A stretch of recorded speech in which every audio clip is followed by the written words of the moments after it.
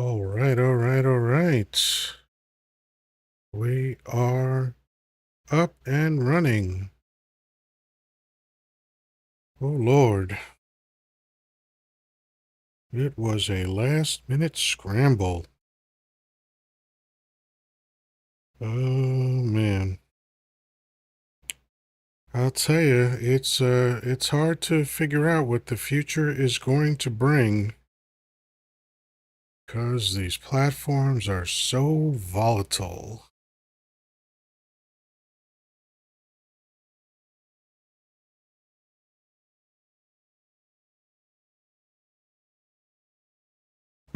All right, here we go.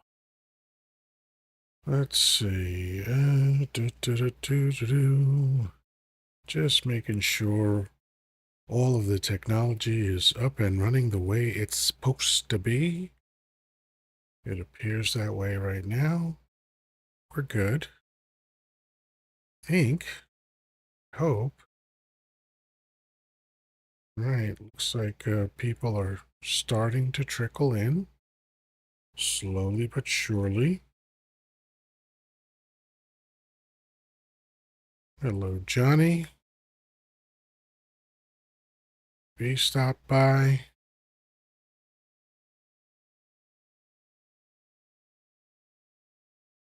We shall see what we shall see. What's that song? Oh man, I forget the band right now. It's a female band. What's it gonna be? Because I can't pretend. Are we gonna be more than friends?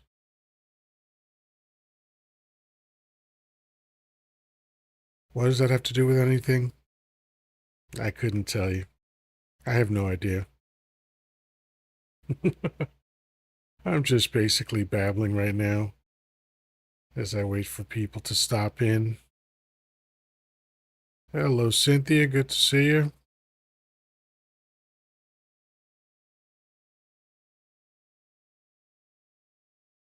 Lane stopping in. Elma. User 6006. Jordan. What's up, Jordan? Ah. Oh man, I am what the old Jewish folks in my step family used to say, Schwitzy.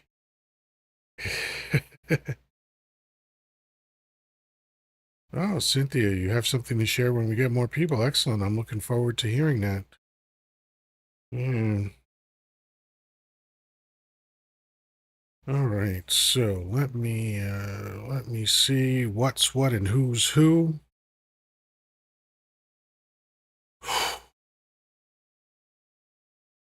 I was uh I was out at Staples earlier trying to do something very simple. Just trying to print up some documents that I need tomorrow. I would do it at home, but my printer crapped out a long time ago. It only works as a scanner now, and I don't really need to print things. I mean, I honestly, I think maybe in the last year I printed 3 things. So it's rare that I print something, which I think is why it crapped out. It just kind of dried out from non-use. And so I was like, all right, I'll keep it as a scanner just in case, but otherwise it's just a big piece of furniture on my desk. But there are worse things. Those are first world problems. So while we're waiting for people to show up, thank you for tapping the screen. We definitely need more of that. And hopefully some of the regulars will start dropping by. Hello, Sean. Good to see you. Hello, wonderful lady. That is a bold, bold, bold username, right? That's something hard to look up to. David, hello. Margie, hello. We're going to get rolling soon. I'll start by introducing myself and the show. Welcome to Yoddah Live. Today is August 14th.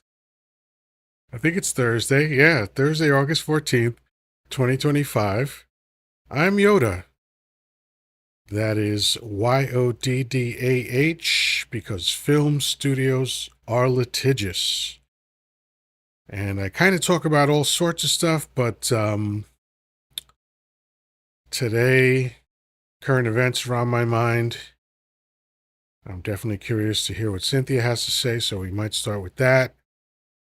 And, we'll work our way forward. All I can say is that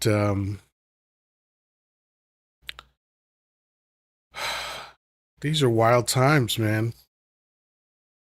These are wild times, and it's hard to get around that. It's hard to ignore it, and you want to keep a brave face and a positive attitude and all that other good shit, but sometimes I think for me personally, it's helpful to just acknowledge the shit. Just acknowledge the shit. And now a few of us have trickled in here, so remember, do the daily heart me up over my head somewhere. That's the way that we let the platform know that we're here. Apparently, that's the number one way. The other way is to tap the screen incessantly. Tapping is clapping. Sharing is caring. Maybe I'll make a video and write a song about that. Like to hear it? Here it go.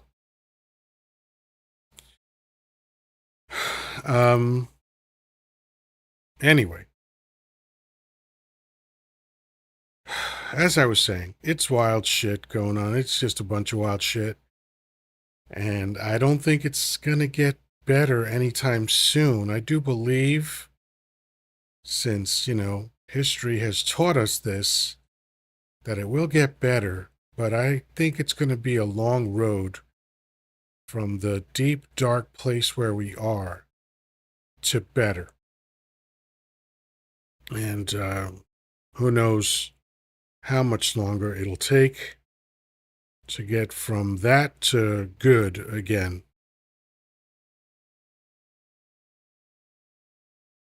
Traffic man is here. Hello, traffic man. At least I thought I saw him.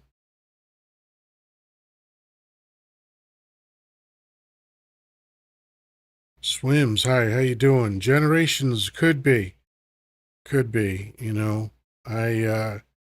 I look to Germany for a lot of what that could look like, although they're certainly not the only country.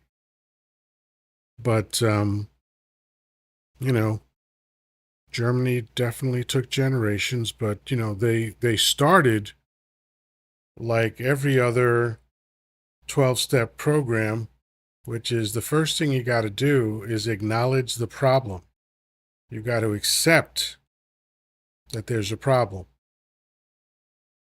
Because if you don't acknowledge there's a problem, how do you go about fixing it? That seems like an impossibility, frankly. So I think that's where America is right now. Just coming to grips with the reality of what's going on. Hello, Hot Rod. Good to see you.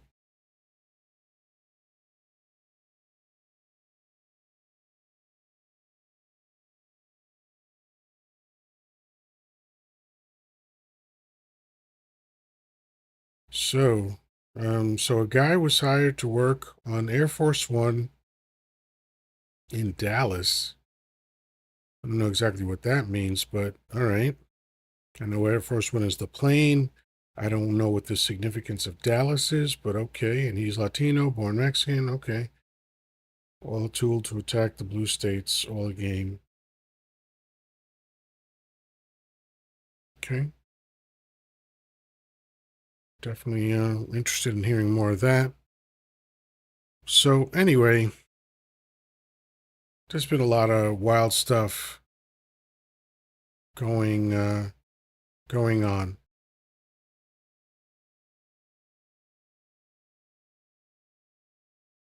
Oh, the Qatar plane is here. Gotcha. Is that what it is? It's parked in Dallas. Yeah.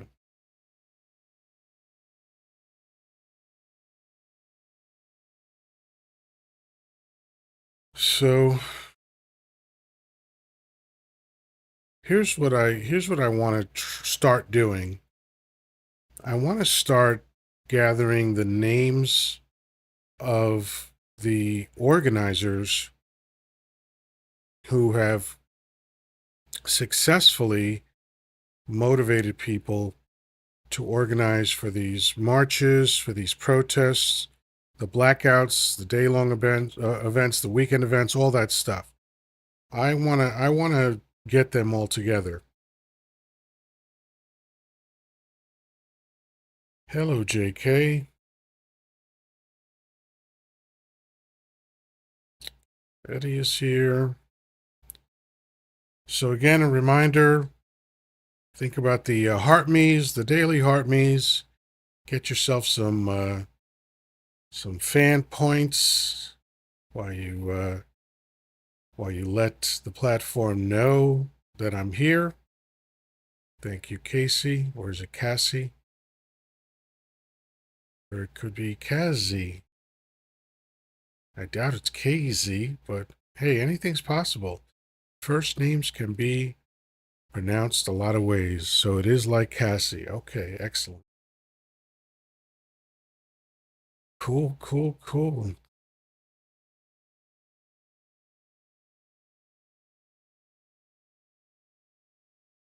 So yeah, I want to see all those organizers get together. They they obviously good at what they do. Oh, sorry, just took an antihistamine and it's not quite dialed in all the way, and I'm feeling the possibility of sneezes, and then they go away kind of fast. But anyway, so these people are good at organizing. Clearly, they you know came up on social media. They said, "Hey, here's what we're doing.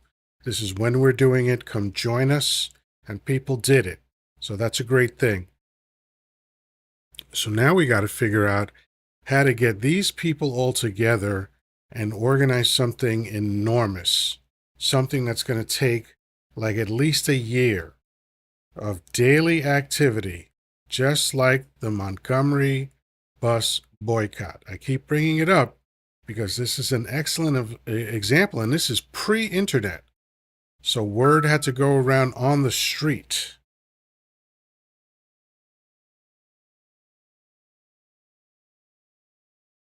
Nope, Dana just got back to me.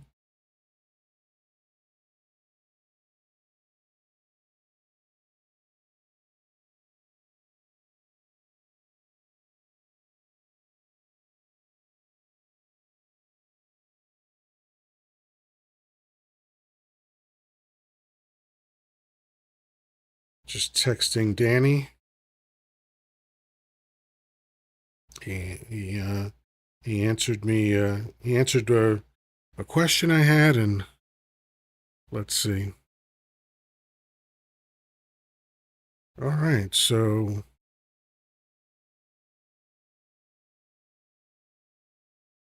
Cassie, you're saying you're boycotting Walmart. Excellent.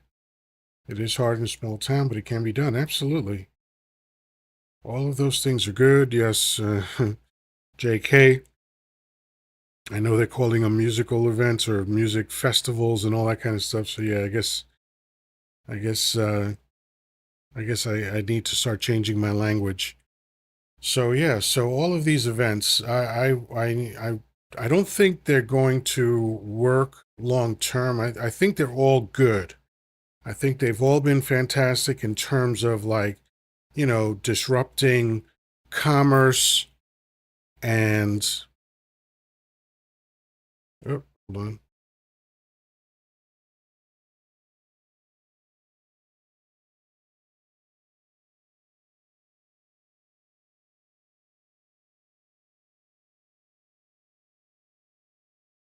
Ba-ba-da-ba-da-ba. Do-do-do-do-do-do. So, all right.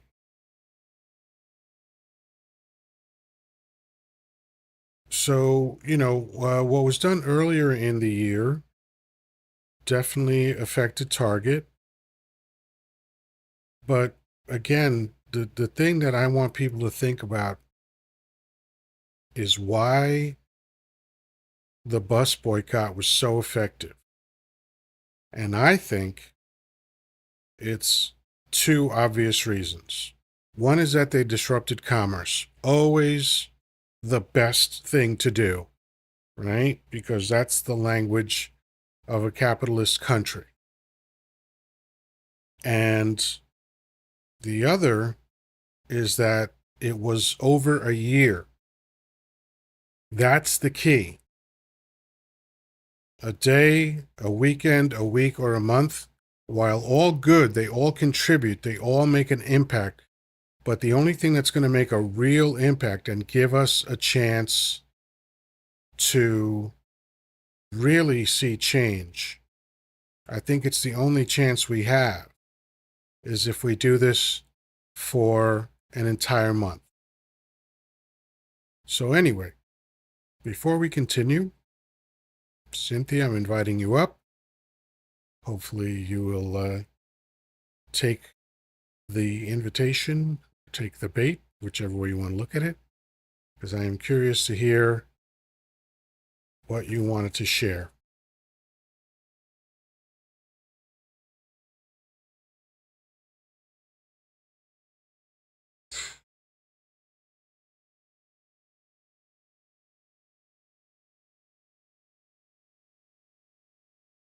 You said you can't in country. Okay. So, if you want to, I guess you were intending to type out what you wanted to share. So whenever you're ready to do that, I'll read it. So yeah, anyway. Oh, pardon me. This is more allergy stuff. The my seasonal allergies are raging, but they're not that bad actually. There's just I keep having to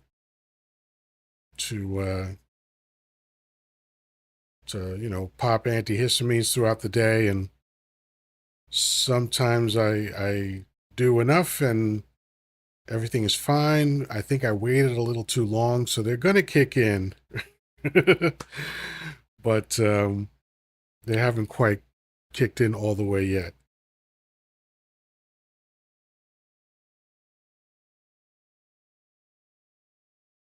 Oh, pardon me.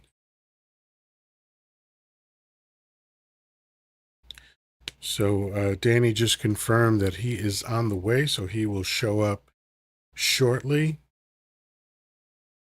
But so what do people think of the idea of a year-long music festival to make sure that I don't get in trouble? A year-long music festival to let the government know how we feel. Does anyone think that's going to be effective? If not, why? Because I think that's like, when I say a year, I'm actually I think at least a year is is what we need to do, and I think it's gonna come down to how much people are willing to inconvenience themselves. You know what I mean? If they're not willing to inconvenience themselves, it's not it's not going to work. I mean, even the people that are going up live every day, there are people that do way more, like 8, 10 hours a day going live, and my hat is off to them, right? That's a Herculean effort. I do 2 or 3 hours 6 nights a week, and it ain't exactly hard work, but it definitely takes something out of you. So I admire anybody that does that and more, but it's not enough, right? We're all giving each other ideas, we're all motivating each other. That's great. We're all sharing and getting to know each other. I love that. I absolutely love that. I've met some wonderful people online, especially on, this particular platform.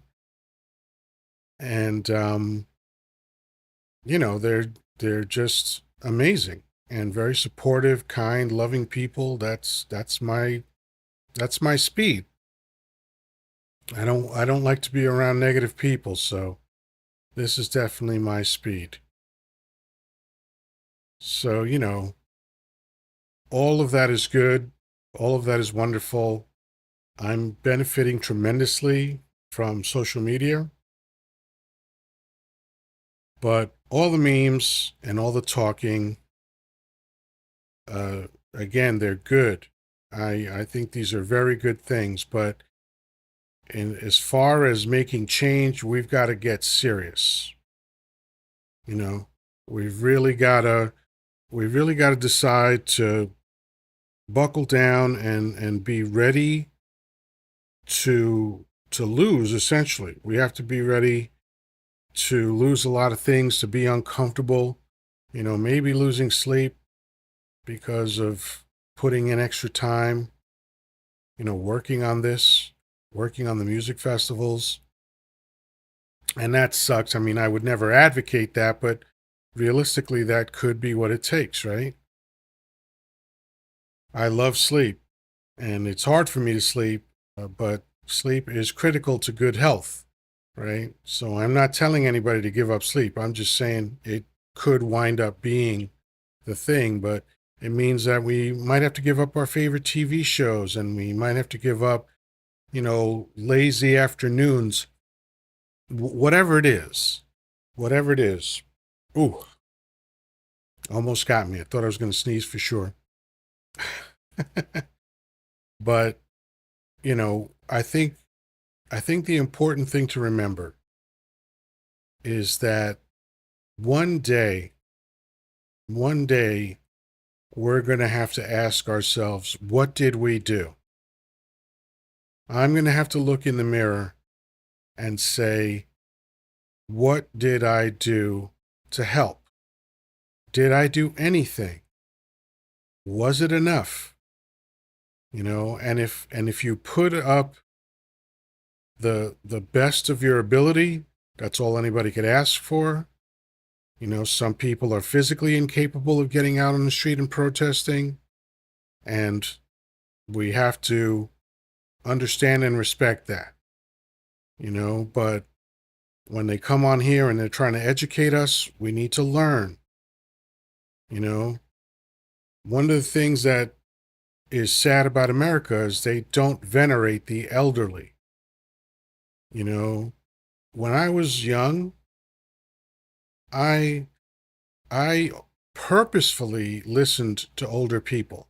I was always fascinated when the grown-ups were talking because they were having very different conversations than than I was having with my peers, when I was 5, 7, 10 years old. You could hear, guys were laughing about stuff. I didn't know what they were laughing about. They looked different. They were much bigger. They smelled different. You know, so it's like the older people were intriguing to me, and then when you see much older people who are, they've gotten smaller, they've gotten weaker, they're grayer, they're wrinklier, all this stuff. But when they talked, I was always fascinated by what they said, and I always wanted to listen. So now I'm the older guy. I'm 61. I've seen a lot of life. My life has been a phenomenal adventure. It's had severe ups and severe downs, just like most people. Some of my adventures are a little bit off the beaten path, but still just another life, right? And so, if younger people want to avoid the potholes, they'd be smart to listen to me. But because in America we don't value that, we're a throwaway society. Although somehow antiques are popular. I've never figured that out. Old things are popular, old people are not. That's a weird country, man. But, you know, we have this opportunity to share our experience, to look back on history, to give insight, and to say, hey, we're headed the wrong way. We're going down the wrong path. Here's what we do to rectify that. And, platforms like this make it possible for us to communicate. Thought I saw. Oh, Dangerfield is in. Chance the Rapper sing his new song, Come Back Barack. That's not how you spell Barack, but okay. Is that how Chance the Rapper spelled it?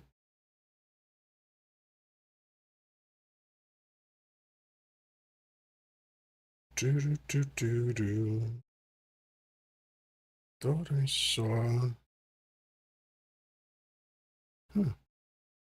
Interesting. My mind playing tricks on me.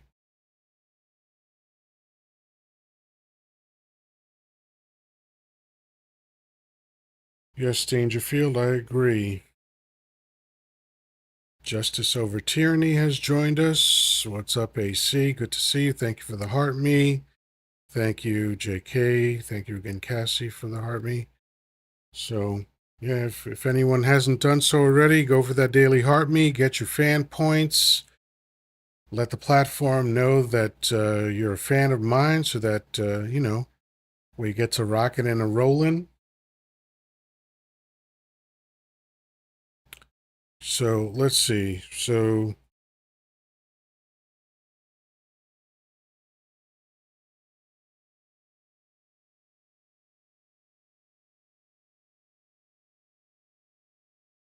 yes, peaceful protests are more successful.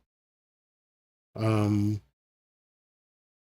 Throughout history, and there was a study released, I think, within the last year. Hey, Danny, I see that you're here. Excellent. Welcome in.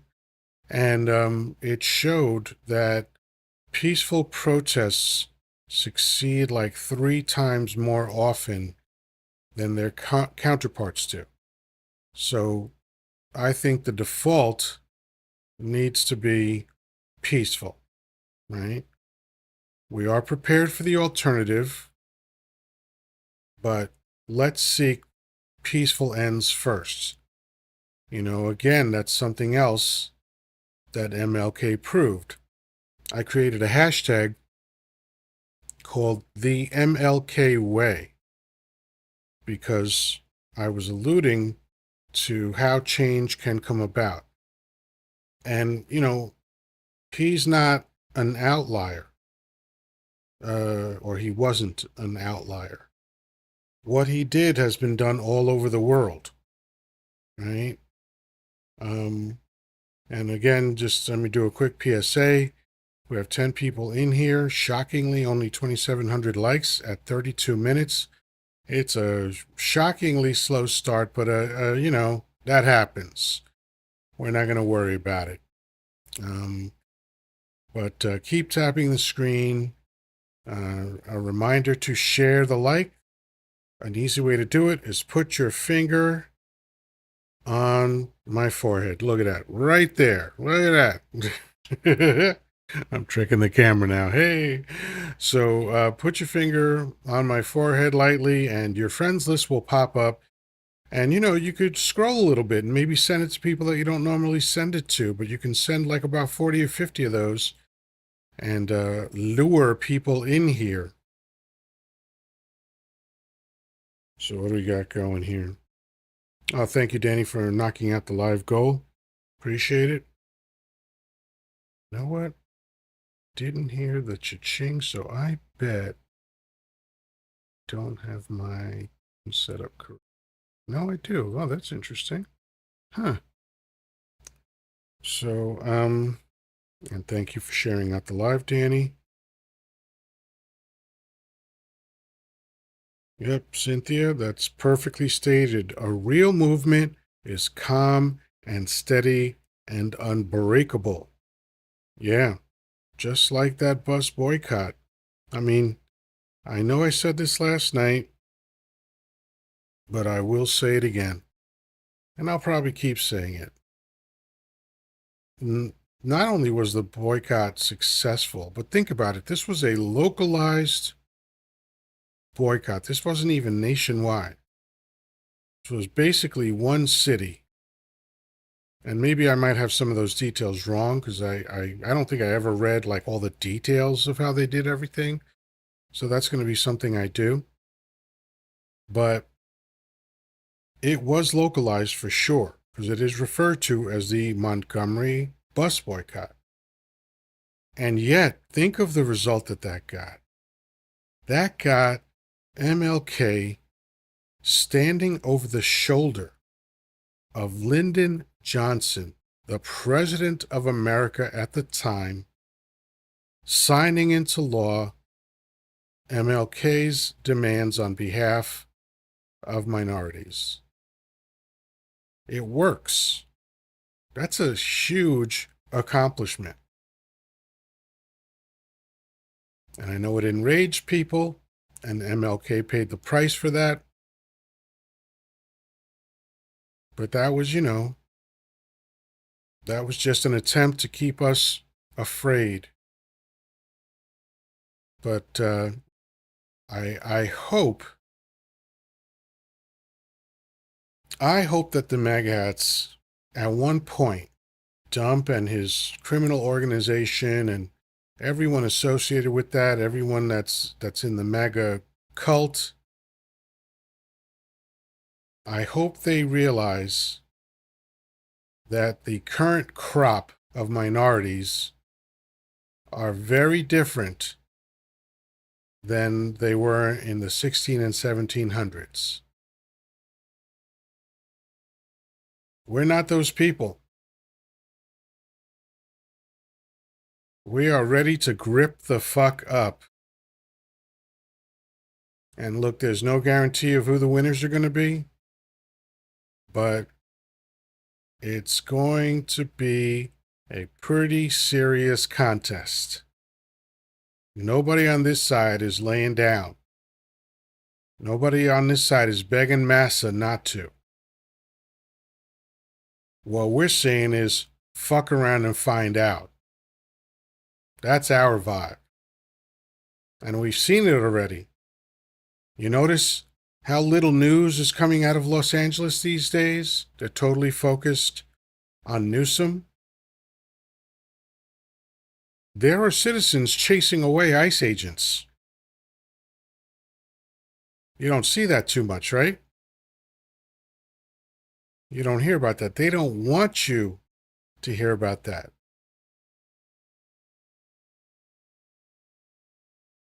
They're ensuring that news crews don't let people see what's going on. This is typical state-run media. Very typical. Here I go again. Oh, I lasted a little while before my tongue started tripping up, so that's probably a good thing. But this is a typical state-run media kind of move. They don't want the people seeing how much the people are pushing back against the tyranny that they're faced with. So anyway, I've been babbling long enough. Oh, that is unbelievably rude. Again, I apologize. That's my antihistamines kicking in. So, Danny, I'm inviting you up. Hopefully, take the invitation, and it looks like you have. Good evening, Danny. How you doing? I'm doing great, Professor. How you doing? I'm good. I think I needed the same nap you took.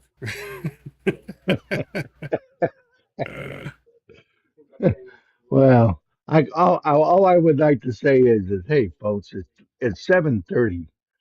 We should be already at 20,000 likes. Let's get the tapping, sharing out this live. Tapping is clapping, sharing is caring. Our new goal is 10,000 likes. Let's get her pumped up here. Let's get her going. I know that Yoda already went over about putting your finger on his forehead and bringing up the live. It worked. You just saw me. put about 40 people shared out in one time there. So let's get her done. Let's support and show the love for the valuable time that Yoda is giving us this evening and every evening, 6 days a week, soon to be seven. So let's keep her going. Maybe, maybe. Grandpa, we have a typical propaganda parrot that has stopped into my life. It's always fun when the propaganda parrots with the mentality of 5-year-old children come in. Aaron says, "Yeah, you're different. You cry for reparations." Hey, hey, everybody that was here while Aaron was here, did anybody hear me ask for reparations? Oh, Not one Aaron, you're dime. so adorable. I didn't ask for reparations. I have never asked for reparations. But it's funny that that's what's on your mind because you're a racist propaganda parrot. You're a joke.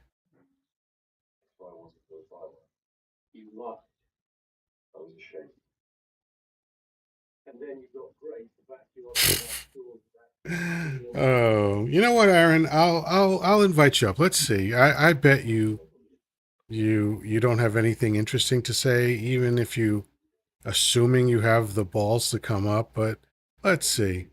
Oh, of course, he's on a private account, so I can't invite him up.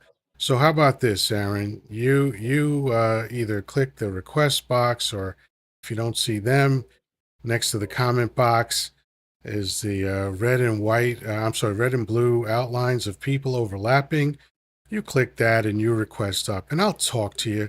I'll talk to your dumbass with nothing interesting to say. Come on up. Come on up and tell me about the type of minority that I am. I'd be interested to hear your theories, you joke of a man, you keyboard warrior piece of shit. Come on, tell me who I am. I bet you know. I bet you know all about me, right? What do you think, Danny? What excuse is he going to come up with for why he can't join the panel?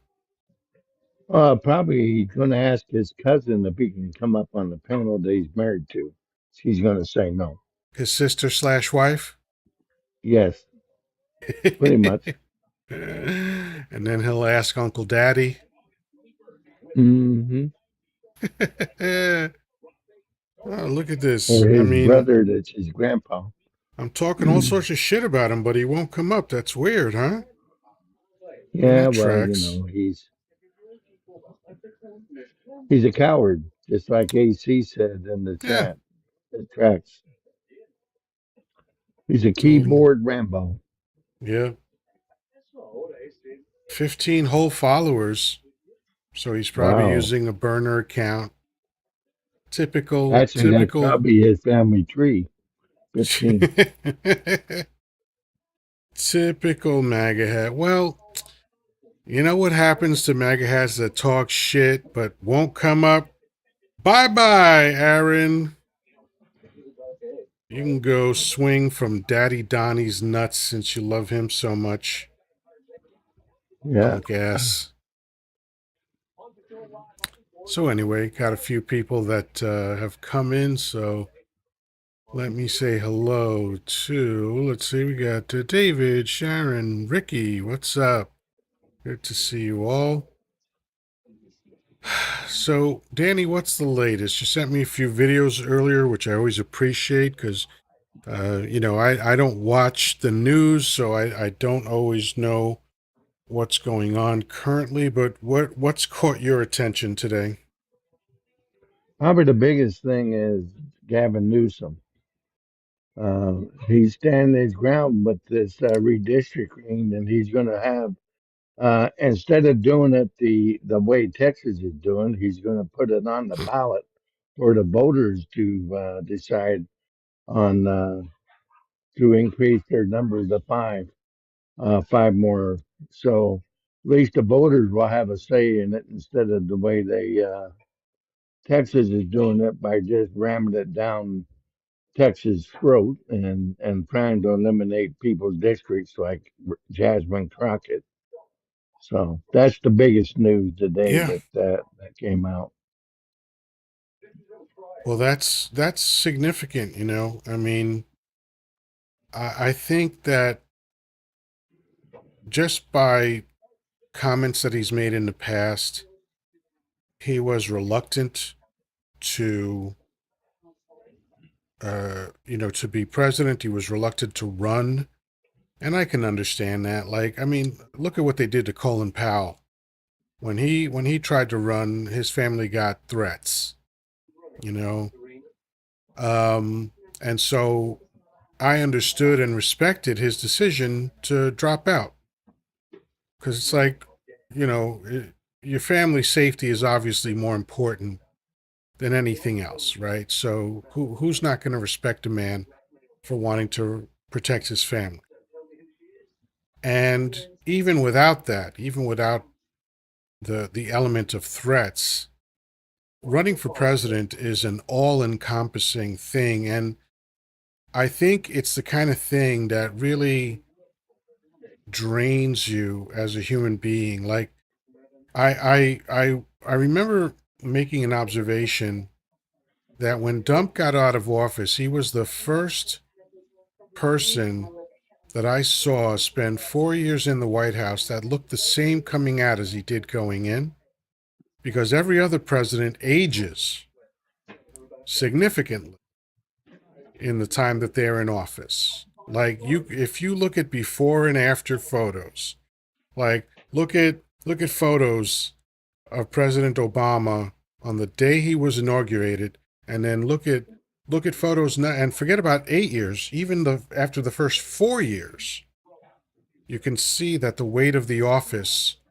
definitely took a toll on him, right? Absolutely. So we have to assume that when you're dealing with the secrets of 17 intelligence agencies and hotspots all over the world and plots to harm people and people's economic well-being and people's health well-being, all this stuff that it's like Shakespeare said, heavy hangs the head who wears the crown, right? So I get all that, right? And so that's all to say that I've understood that despite his popularity, Gavin Newsom has said for years, like, yeah, no, I'm not running. I have a feeling that's changed. And I have a feeling he knows that. He's not saying anything yet because he's wise not to. But I have a feeling that some of what he's doing is preparing America for when he announces that he's going to run. That's exactly what he's doing, and what he said today was historic. His speech was something that the people have been crying for the last 6 months, 7 months since Donnie Dump took office again. And I hope he continues it on. He has to be hit with this stuff daily, maybe 4 or 5 times a day. And he does, and he's not the only one that needs to start speaking out. All these blue state governors need to start speaking out. All these senators in all these states need to start speaking out. I can't believe that every Republican congressperson or senator supports what Donnie Dump is doing. I know they're scared of him, but again, I can't believe that in their heart of heart, if they have a soul, that they believe in what he's doing. So they all need to start speaking out. And he already said, I can tell you right now, Trump is going to try to win this 2026 by rigging it for his side. Then he's going to try to have the 25th Amendment uh, negotiated or modified so he can run for a third term. And that is Oh, yeah. exactly what he's heading for. You can tell it by how he's trying to rig the election in 2026 with this illegal, unconstitutional redistricting that they're doing. Yeah. I think you're referring to the 22nd Amendment. That's the one that Yeah, it says might be that the you only have two 22nd. terms. Yeah. Yeah. Swim says my governor isn't doing enough. Yeah. Uh, Physics Bro says, I'm encouraging state legislators in my state to add 3 more Dem legislators. That's in New Jersey. Good. Excellent. Yeah, that's what we need, man. And exactly what you said yesterday. Um, you know, uh, I think the Democratic side, like I'm an independent by registration, but I'm Democratic minded, progressive minded, and what you said yesterday about like let's get down and dirty. We don't have to break the rules, we don't have to break the law the way the Republicans are doing, but we need to match their level of aggressiveness. We need to Absolutely. match their energy. We need to be bombarding social media because these people on the right, their communications machine is well oiled and very effective. That's how they've convinced people that Democrats have ruined their lives. When the facts show that almost everything good that people have in America came from the Democratic Party, historically speaking, especially if you're talking about the last 50 or 60 years. Okay? I don't think there's any way to debate that. Every time I hear a MAGA hat try to debate it, they've got nothing. So, we've got to show them like, hey, we have billionaires too, so we have the same kind of opportunity for funding that they have. We have access to social media too, and even though the social media and communication in America is very much controlled by the right wing at this point, it's not totally controlled. There are still plenty of avenues that the Democratic Party can pursue to reach the people. And you know what? Go on their shows. Gavin Newsom's not afraid to debate right wing people. Uh, Crockett, a bunch of them, they are going on to conservative platforms and duking it out with people. We need that. We can't. It can't just be an echo chamber because the fact is that one of the biggest criticisms that I have of the Democratic Party, which I didn't mention last night, but I have mentioned in the past, is that every campaign, both sides have one job only, to get people to vote for their candidate. That's it. That's the whole fucking story. How you do that, how long it takes, how hard it is, that's another story. But it all comes down to that one thing. And stop using the excuse that the Republicans lied. We all fucking know that. We all saw it. We all see it every day. Yes, they lie. So guess what? That means your job is to tell the truth better. That's fact. And you need to go on these Republican platforms, like you said. Pete Buttigieg ain't afraid to go to Fox News. He And rocks I've, the Republican platforms. He shuts people up. I saw him eviscerate Andrew Schultz with the politeness of a scholar, but he hammered this dude and proved to him that he was wrong about everything he was saying. That's what we need. absolutely. Jasmine Buttigieg Crockett is a did the fucking same beast when thing. it comes to debating, man. Newsom is also.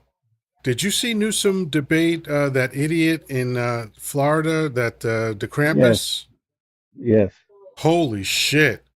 That was like watching someone club a baby seal. right. Absolutely. And I also saw the Jasmine Crockett debate Huckabee, right? Oh, With the Bible. And he's supposed to be a pastor. yeah. And Mike Huckabee and Jasmine Crockett ate his lunch He's an on idiot. the Bible. I used to see him on Bill Maher's show, and he always said the dumbest shit. Oh, I know. Absolutely. That's why his And daughter is his the way daughter she is, because still, he's a piece of garbage. So it makes sense that his daughter is too. Yeah, and Dr. Phil's the same way. He's an idiot. I don't know where he got his doctorate degree. It must have been from a Wheaties box. Well, here's the thing. Dr. Phil was a clinical psychologist and he was good at his job. However, what we're seeing is a guy that's way outside of the realm of that, right? And he hasn't renewed his license, I think, for like 10 or 15 years. So he's not even a doctor anymore. Yeah, kind of like Dr. Oz. Yeah, Dr. Oz is a real doctor, but but also once he stepped out of that realm of being a doctor, yep, he proved to be an idiot. yep, Same with Jordan Peterson. yep. If anyone wants to see Jordan Peterson shine, go to his old lectures that he put up on YouTube, because that's how we were introduced to him originally as a professor of clinical psychology in Canada. And he's brilliant at it. As someone myself who is very into psychology, like listening to someone that really knows his shit is a joy. And this guy knew his shit. But what happened? He got popular and then he stepped out of the realm of clinical psychology, and the guy is a blistering idiot. Correct. When he Yep, talks about politics, he's a blistering idiot. When he talks about religion, he's even more of an idiot. And literally, like, there's this show that I love on YouTube. It's called Some More News. And twice they've done extensive dives on Jordan Peterson, because Jordan Peterson and his ilk seem to forget that the records of their speeches stay around forever, right? So if you contradict yourself every time you open your mouth, we're going to find out. right. And that's what Some More News does. They have this whole gang of people that do research, and they pulled up every fucking clip of him talking about religion and how blatantly he contradicts himself. Because he went on Jubilee the same way Mehdi Hassan went on Jubilee and faced down 20 conservatives, 20 MAGA hat psychos, actually. Jordan Peterson went on Jubilee to confront 20 atheists, and he sounded like an idiot. And these were college students, and they still smoked him. College students, and this has a 30 plus year career as a clinical psychologist, and he got fucked up by college students intellectually. That's a sad, sad thing. Yeah, that's amazing.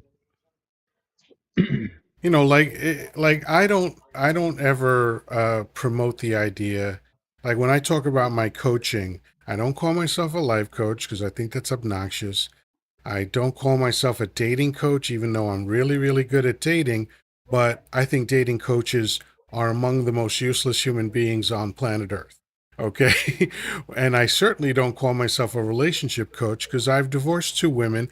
And even though I know how to keep myself happy in a relationship, I think it would be ridiculous for me to try to tell people how to stay in a relationship when that's not, my forte, right? So I'm humble enough to only talk about the thing that I'm good at, which is emotional management. That's it. That's what I talk about.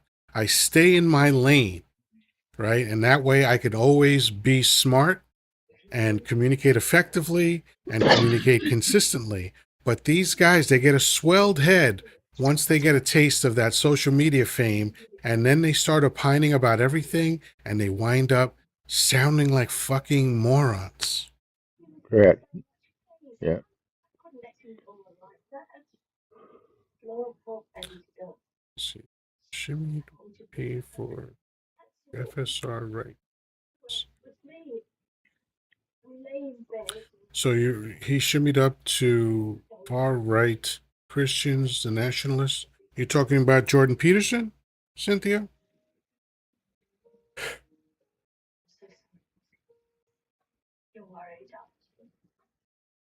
Something else Cynthia said earlier. No one's coming to save us.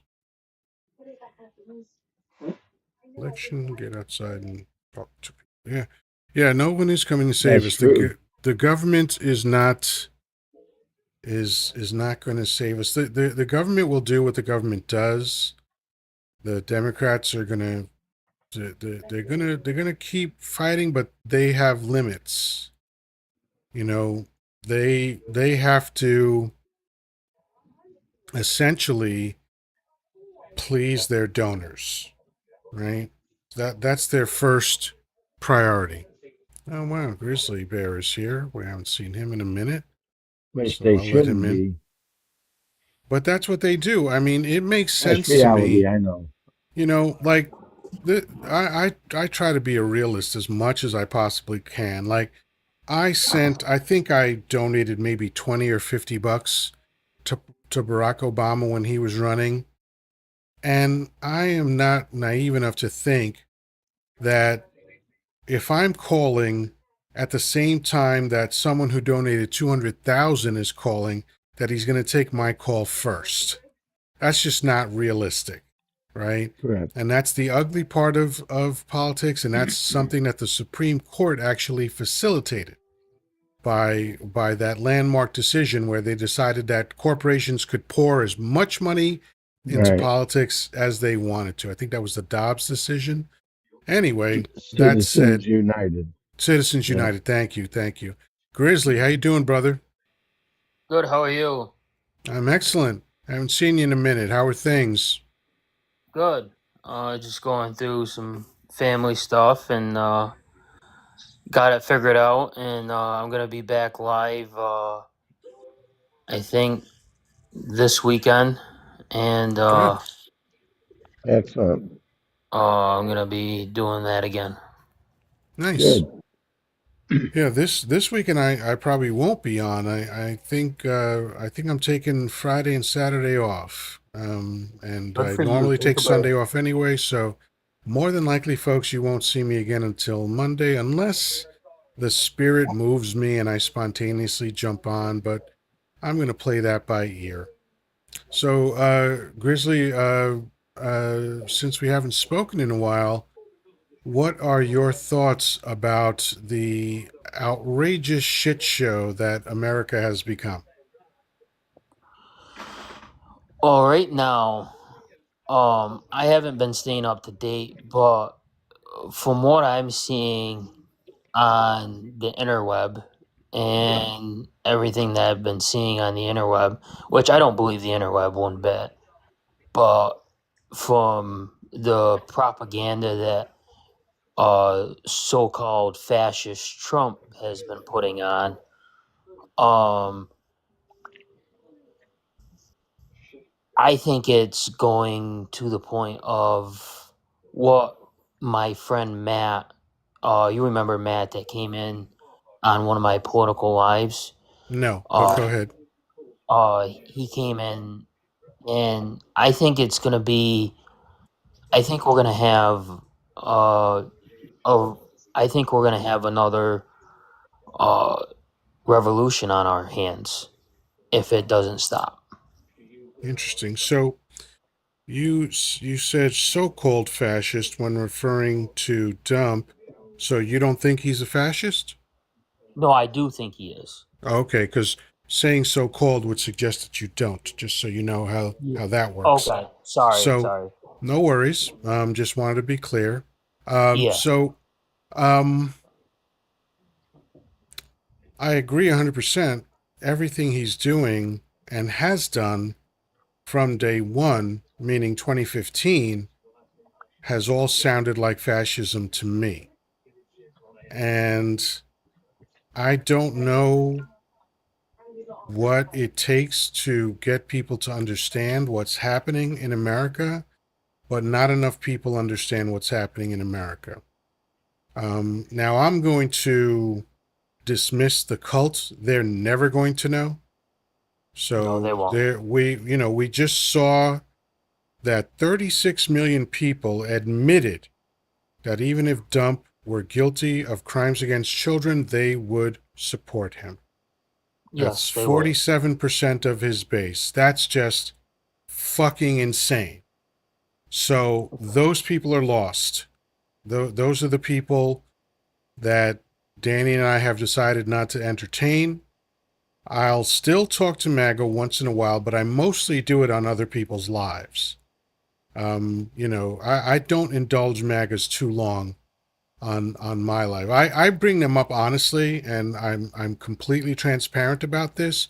I enjoy humiliating them, and that's really the only reason I ever invite them up, right? Because I know I have an opportunity to humiliate and eviscerate somebody that's talking shit and out of their mind. So it's like a hobby for me. But I don't have real conversations with them anymore because I know that they are a lost cause, you know. But I think we still have to engage, and we still have to try and get people to understand that this is really, really, really serious. What's happening right now? Allah, what's up? Oh, I was just listening in. Wanted to just check in with you, and if you have any questions about how I feel about what's going to happen in the near future, I could share with you, but that's about Fire it. away. Well, I think the press has been completely intimidated. Uh, the way they're approaching him now is different, and the way they're reporting things, because there's been some major protests going on, but you're not really seeing it too much, right? Yep, I alluded to that earlier. I agree 100%. Yeah. It's it seems like it's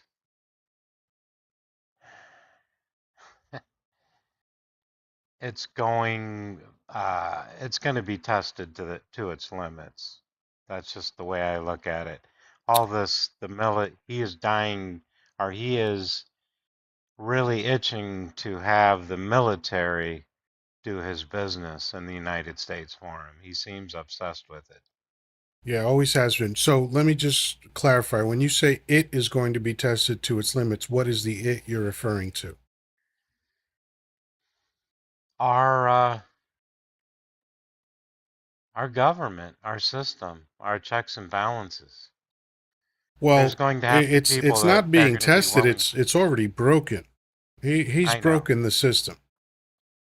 I know, but what I'm saying is, will there be some people in government, heroes, that sacrifice everything to stand up against this?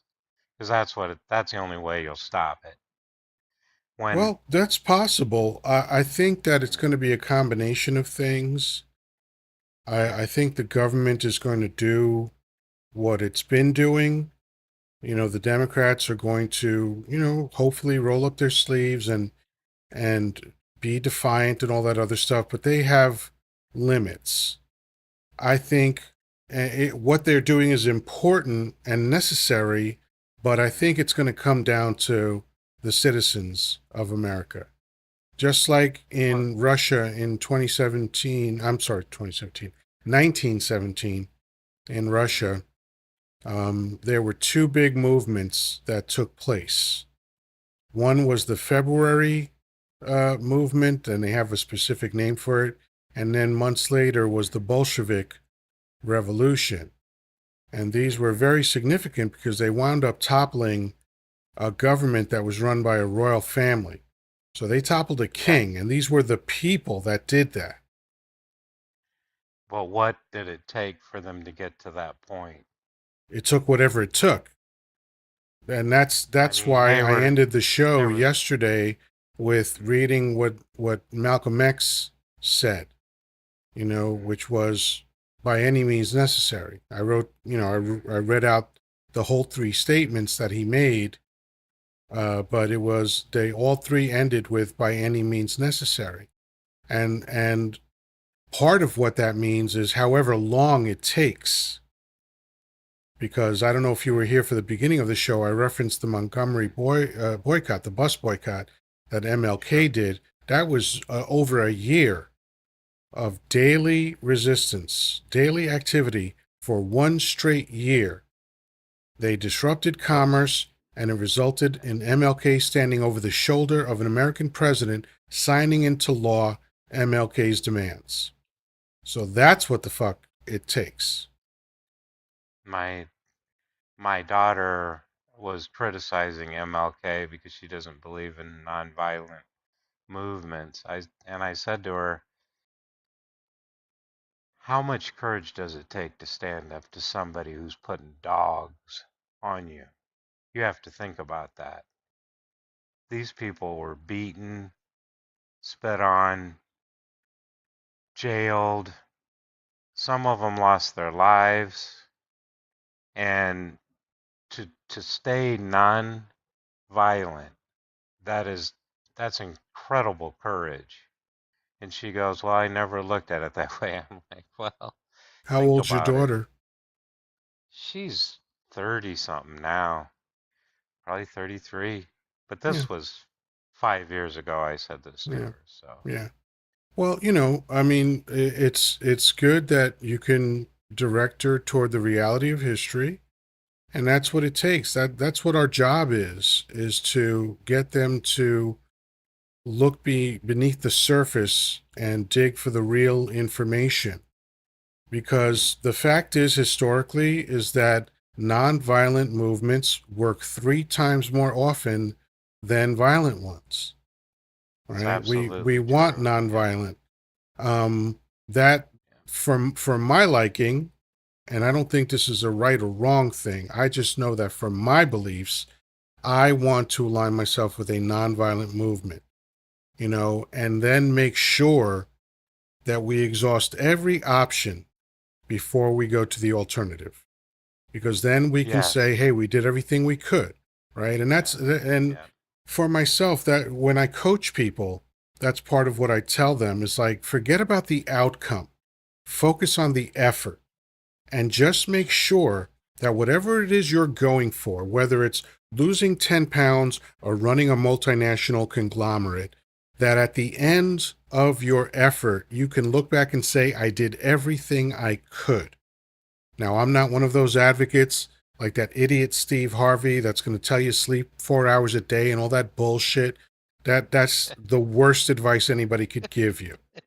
But I'm going to say, I, in a balanced way, in a way that maintains your sanity emotionally and your health physically and doesn't harm anybody else in the process, do everything you can. And that way, when you get to the end of it, you can be satisfied that you gave your best. And then if that doesn't work, then you make other choices. And that's how I feel about this movement, is that we've got to go nonviolent first and exhaust every possibility. Whether it takes a year or 2 years, we've got to just keep going for it. And then if that doesn't work, if this motherfucker invokes martial law and he decides that there's no more elections, which of course is coming, okay? If because this is why they're trying to rig 2026. Is because they know they're going to lose. They know they're not yeah, governing. They know they stink. They know they don't have any ideas. So they're rigging the game. And if they lose in 2026, or even if he thinks he's going to lose, there's a good chance he's gonna yank the board and just say, "Well, that's it. No more elections." hmm. Does anybody doubt that? I don't, but I don't think he's going to be with us that I long. don't I don't doubt that at He all. does. He doesn't But this look, is not about you know. him, though. This is not just I about know. Dump. Well, I This is know. about a But machine. He's one dumb old guy. I He's know. he's the puppet. What we have to remember is that puppets have puppet masters. And Yeah, even if he falls off the face of the earth tomorrow, this movement isn't stopping. you're right, but it would diminish it a little bit because Not necessarily. Not necessarily. you Look through think they're going to history, my follow? friend. Look through history. Cults switch allegiances on a dime. Hmm. If their Okay. cult leader drops, they find another one. It's happened before. Okay. I'd like to ask the two guests on the Give me panel. some hope. No, that's not Albie, my I'd like to job. ask you a That's not question. my job. My job is to deliver the truth, and you do with that what you I will. know. Go ahead, I Danny. know. I'd like to ask the panelists on here, that especially the two, the Grizzly and Albany, what does a revolution look like to you? If we had to have one, what would it look like? Start with Grizzly. What's Er, what's what's a revolution oh, look like to oh, you? oh, oh boy. Oh boy. Where do I start? And just remember to Well, use TikTok friendly language. yeah. Yes. Yeah. Well, I would s- uh, I would say it would start with a bunch of um well, to me it would be all of the people that own friendly pew pews that are going to stand up to what Trump is doing wrong and go against them. That's what I see. Okay. And how about you, Al? How does a revolution start? It Or starts what's with it look like to you? it can be starting in music and poetry and appealing to people's humanity. Uh, and You it seem to have moves moved away on. from your mic. I can't hear you. Okay, is that better? Much better, thank you. Sorry about that. No worries. Uh, this sounds funny, but my part in the revolution is going to be art and music. Um, I'm trying to contribute knowledge and a hope for humanity that they will stand up courageously and risk everything, your career, all your material possessions, whatever you have to do to stand up to this level of inhumane treatment of your fellow people. You That just makes got to be sense. willing. That's it. Yeah, That's how it starts. I gotcha. And how about you, Autumn? How you doing? Hello. Hey. I'm depressed. Sorry to But hear it's that. only because you made me it's only because you made me depressed though. I doubt So that. no, you're right. I I guess a revolution for me looks like subterfuge. It looks like sabotage. It looks like um it looks like other nation state actors and their influences over our politicians vying for levers of power. Um, it looks like targets of opportunity.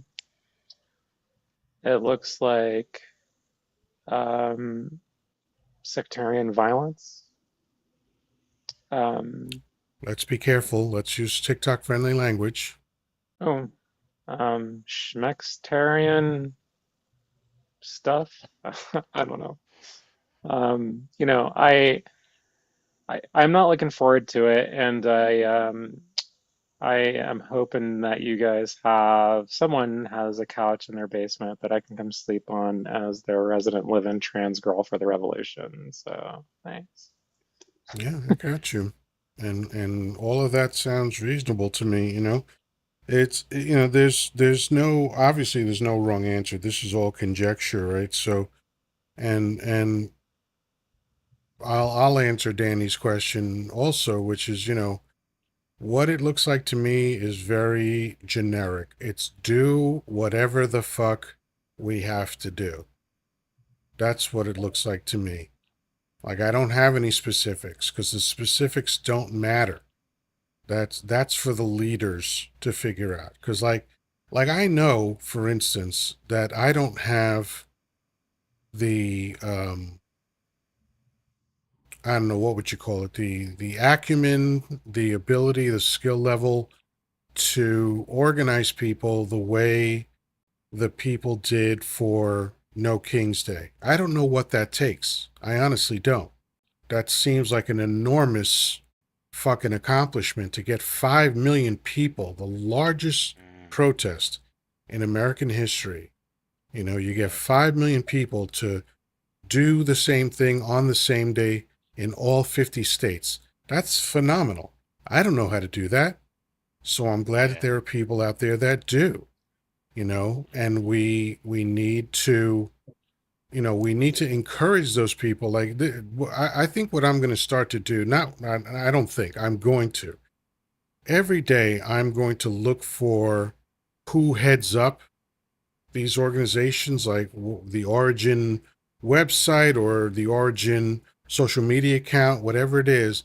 And I'm going to start encouraging them to talk to one another because there's a handful of them, right? There's a bunch of people running around doing their own thing, and individually, these things are good, but they're not as effective as they would be if they all got together and planned something big that we could sustain for at least a year.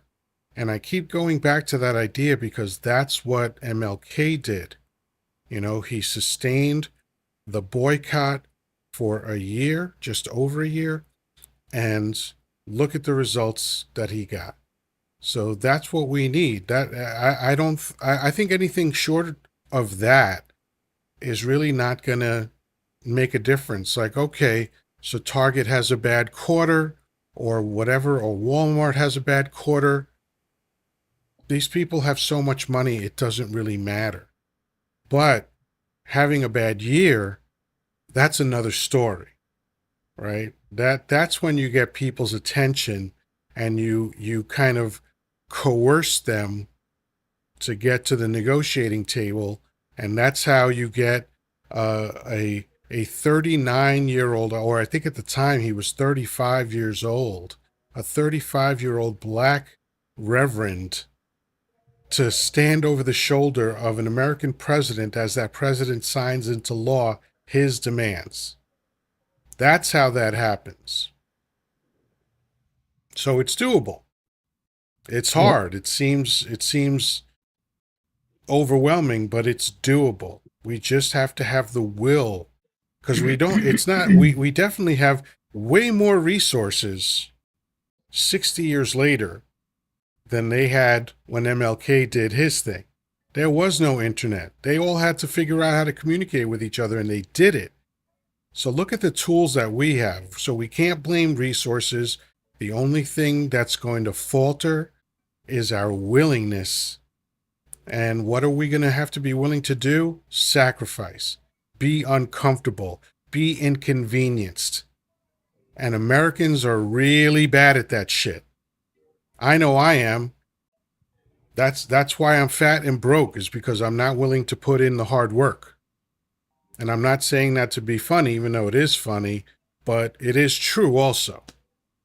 So I know that about myself. I realize that about myself, but the same is true for America. We've got to stop being lazy fucks and get up and take what we need to take and make this country work for us. It never has. We've been thrown crumbs. Over the decades, we've been thrown crumbs. I mean, the minimum wage hasn't budged in 16 years when everything is way more expensive than it was 16 years ago. How the fuck are we expected to live?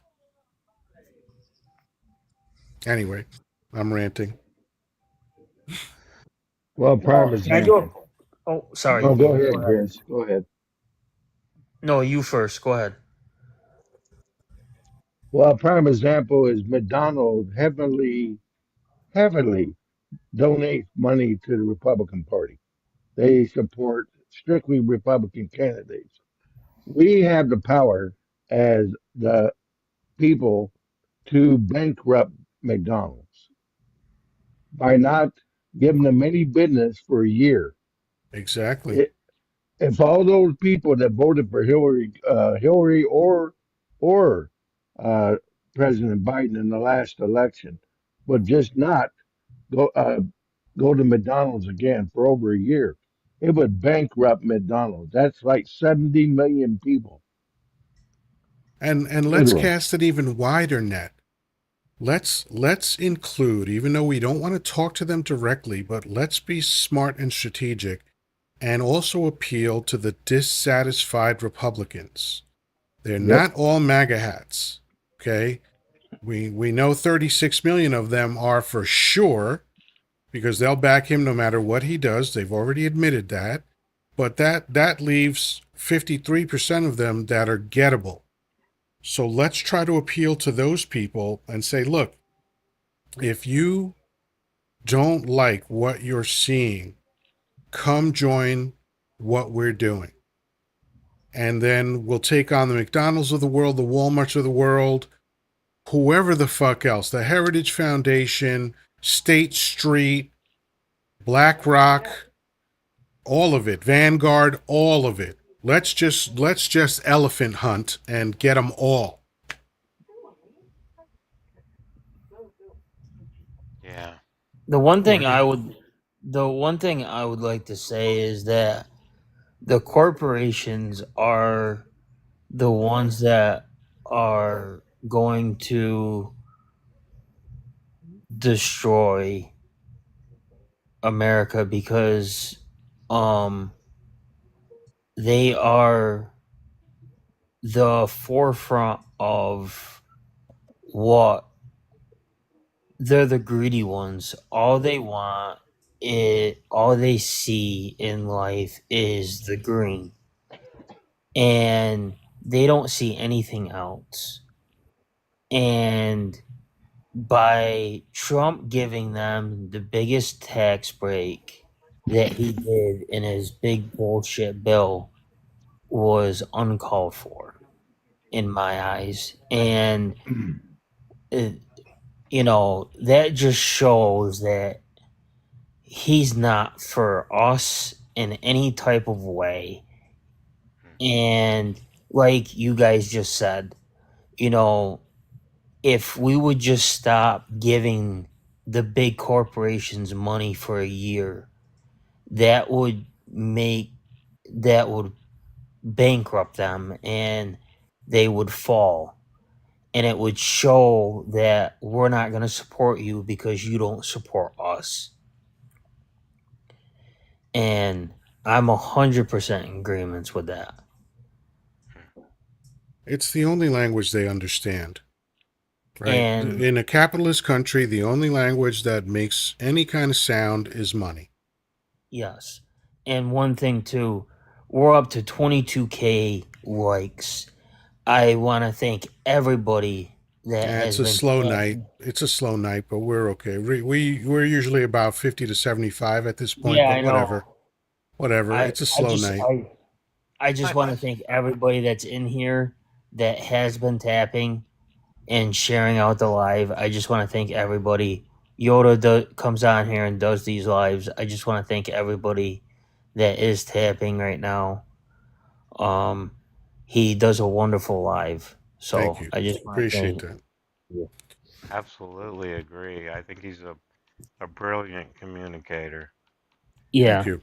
And I I let him. wanted to, I'm sorry. Can Yeah, I go say ahead. something? Yeah, go ahead. Um, I wanted to say what you were saying earlier about doing what you know what you have to do, but also knowing what your weaknesses are. You match up with people with different personalities. The person with the great idea is not usually the best manager. So you just match up with what your weaknesses are and work together with other people in whatever capacity that you can uh, to stand up to this. I have customers that are very Republican, and if I ever get asked what I think of him, I say I have no use for him whatsoever. See, and the one thing I will And say. that's risking my money. Go ahead.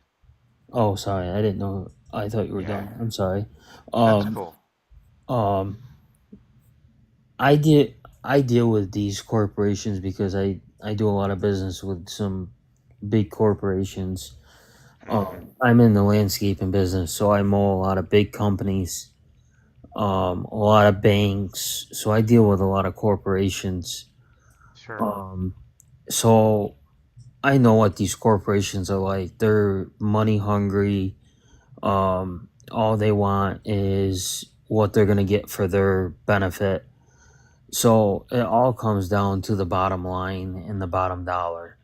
And if they can go, so for like us as a landscaper and mowing their lawn, if they can find somebody for cheaper and they can pay less, they're gonna do it. Yeah, I And know. we've gotten underbid so many times by other landscapers for mowing. It's not even funny because they're just so greedy. Yeah.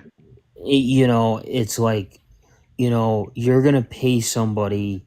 So I'll give you an example real quick. We put a bid in for a job. The job was called for, um I'll just give you a roundabout number, $50,000. Hmm. We put a bid in because we were gonna do everything for $70,000. Hmm. Cause and some guy came in and bid it for $30,000. Uh, Some half wit, he didn't know what he was doing. didn't know what he was doing, came Yeah. in, underbid us, took the job on, Mm. and not even a year later, they called us up and asked us for uh the Of corporation course. called us up and asked us for the job, asked us to Yeah. put a bid in. So what Yeah. is that story meant to illustrate? That's meant to illustrate the corporations will do whatever it takes to get the lowest amount of money, to pay the lowest amount of money, but when they realize that they've been screwed over by somebody, they'll do whatever it takes to uh get a better Okay, uh I think you've lost the thread of the conversation. So let me give you a different perspective as someone who worked for multinational, multi-billion dollar corporations and several of them. Hmm. What you're talking about has nothing to do with what we're talking about. What I'm talking about is companies that will lay off 5,000 people just because the shareholders want another vacation in St. Thomas. That's the real problem. Not trying to save money on contracts. That's what everybody does. So, that's what we're fighting. We're fighting real greed for people who don't give a shit about actual human beings that have to feed their family. Like look at what they've done to veterans. Look at what they've done to the elderly, to children. Look at the support we're giving to a country that's actively engaged in a genocide right now. That's what I'm talking about. okay. I see I, where you're going with it. Yeah. I'm sorry too because I was relating to everything you're saying, There's Grizzly. nothing to Because I apologize for. no, I work in not that industry, but something very similar, and I'm like, absolutely true. Yeah, yeah. Yeah. That's universal. Like, I'm Yeah. that way as a consumer. If I can find something cheaper, I'll pay cheaper for it. But that Right. sometimes cheaper winds up not being better, and I get that too.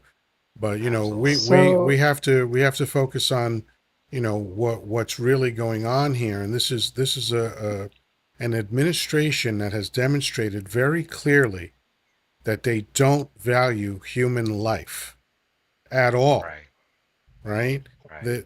They were willing to put college students in jail for exercising their First Amendment right to disagree.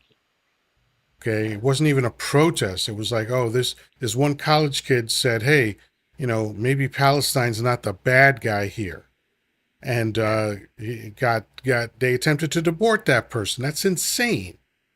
They're I ripping thought they families apart. They're roving the yeah. streets with masked marauders that are no different than the fucking Gestapo from the 1930s Germany. That's what I'm Absolutely. talking about. Yes. I wrote something about that because that that scene when they were loading up the shaven down uh, people to El Salvador. Remember when they had them bent over with their heads held down? Mm-hmm. That scene impacted me, and I wrote about it um, because it was so. It felt surreal to me that this was happening in America. I mean, I've seen people abused my whole life, don't get me wrong, but this was different. This was a propaganda scene that I was witnessing. It was so staged. You understand what I mean? It was different. So I get it. This regime, to me, honestly, looks exactly like every regime that America has criticized during my lifetime. Yes. You know, when we look at other countries and we go, oh, look how they're treating the people. Aren't they terrible? Oh, the people have to stand on long lines for food. Aren't they terrible? Oh, look at the disrespect that they show to women. Aren't they terrible? What the fuck is America doing right now? Mm, Right? that's You say you're the party of family. You're the party of law and order. That this is American greatness. Where is it right now? I've never seen it anyway. I've never seen it my whole life. I'm 61. I've never seen this greatness that people keep talking about. mm, Right? I don't see anything in history that matches up to how America has described itself. The propaganda that we use. Oh, land of the free, home of the brave. Really? Where? How could you be mm. the land of the free when America is the country that has the highest percentage of its population in prison? I know. That is insane. It's so true. Home of the 20% of the brave, really? world. You just launched weaponry at a country that didn't attack you. You're supporting a country that's involved in genocide. What the fuck is brave about that? Yeah.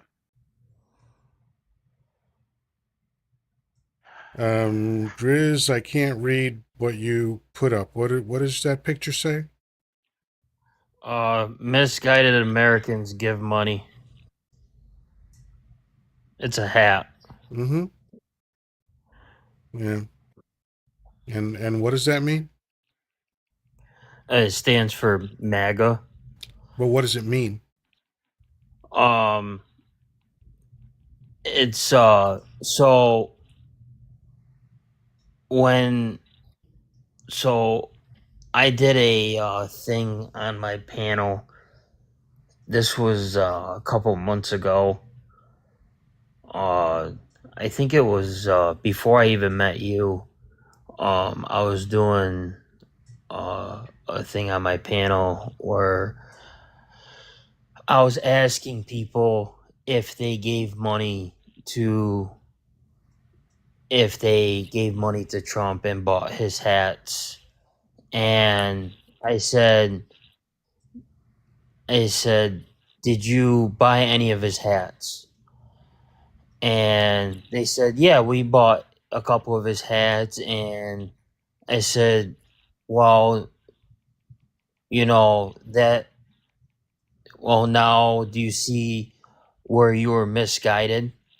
Because now you just gave money to a person that misguided you and is leading the country in the wrong way and is doing stuff that is gonna um TikTok. I'm trying to think of a TikTok term here. Uh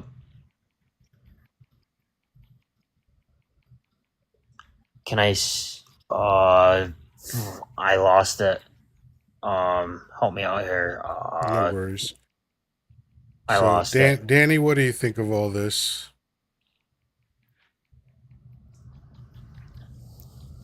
Well, the word is hoodwink. I Yes. know it's a word that a lot of people don't know about, but the misguided people are have been conned by a con man. Pretty much Yes. plain and simple. But the hat's made in China. On top of that, and everybody's complaining that China is out commercializing this, and that's why he wants to increase tariffs on China.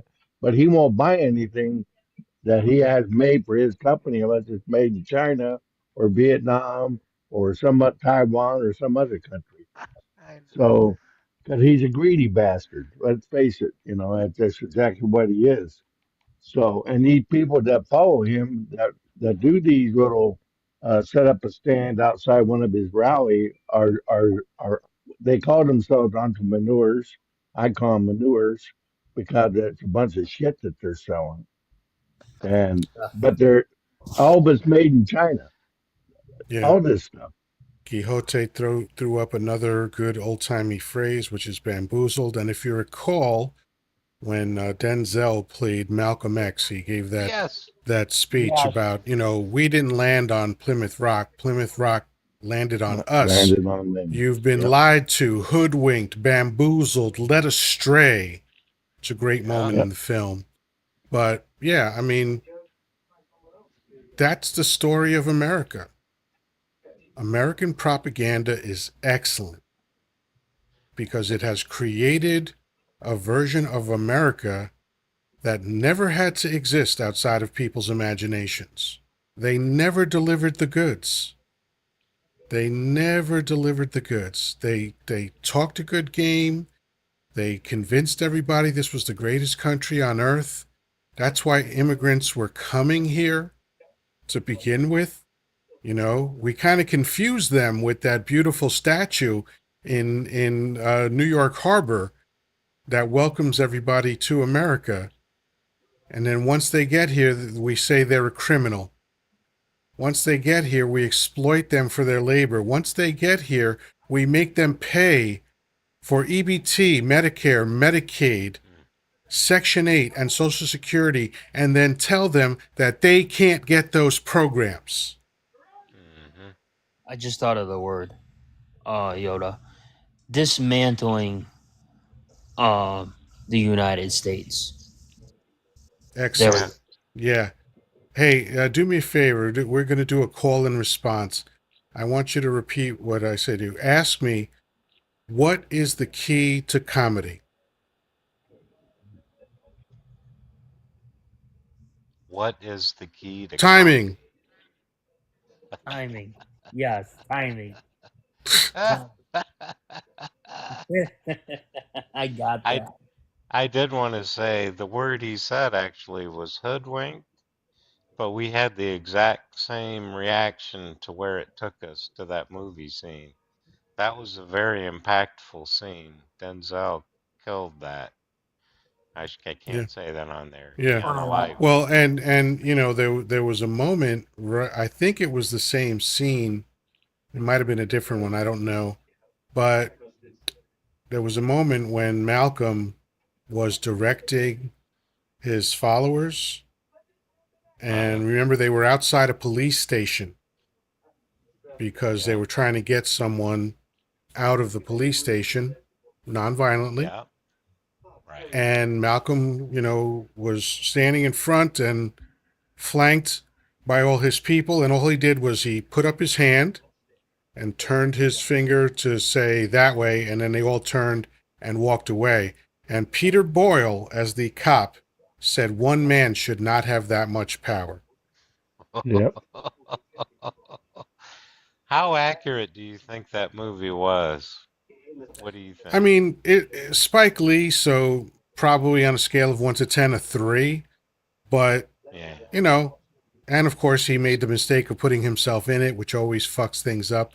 But Yep. um, the Yeah. story of Malcolm X is a very interesting one to me because he didn't run into problems when he was just doing the YT devil thing and all that shit. No one was paying attention to him when he did that. They knew of him. He started to become prominent, but nobody was giving a shit. It was just another darky talking shit about America. That's how people felt about him. Once he returned from Mecca and he started talking about peace, love, and togetherness, that's when they decided he had to go. Mm. Hey It Yoda. does. It does show that in the movie, though. You know what I mean? Right at But the it's very an end. overlooked aspect of his life Mm. because the famous photo of him looking out a window holding an AK, that's what they associate with him, but Mm. that's more propaganda. I, w- I know. I was playing a game of where you have to guess who it is. I can't think of the name of the game, but uh, and somebody was using. There's certain words you can't use, right? So he said obnoxious. I'm like, what? Hmm, angry man. I'm like, huh? What was that? He's. I'm like, I'm never gonna get this, I guess. He goes, it was Malcolm X. I'm like, what?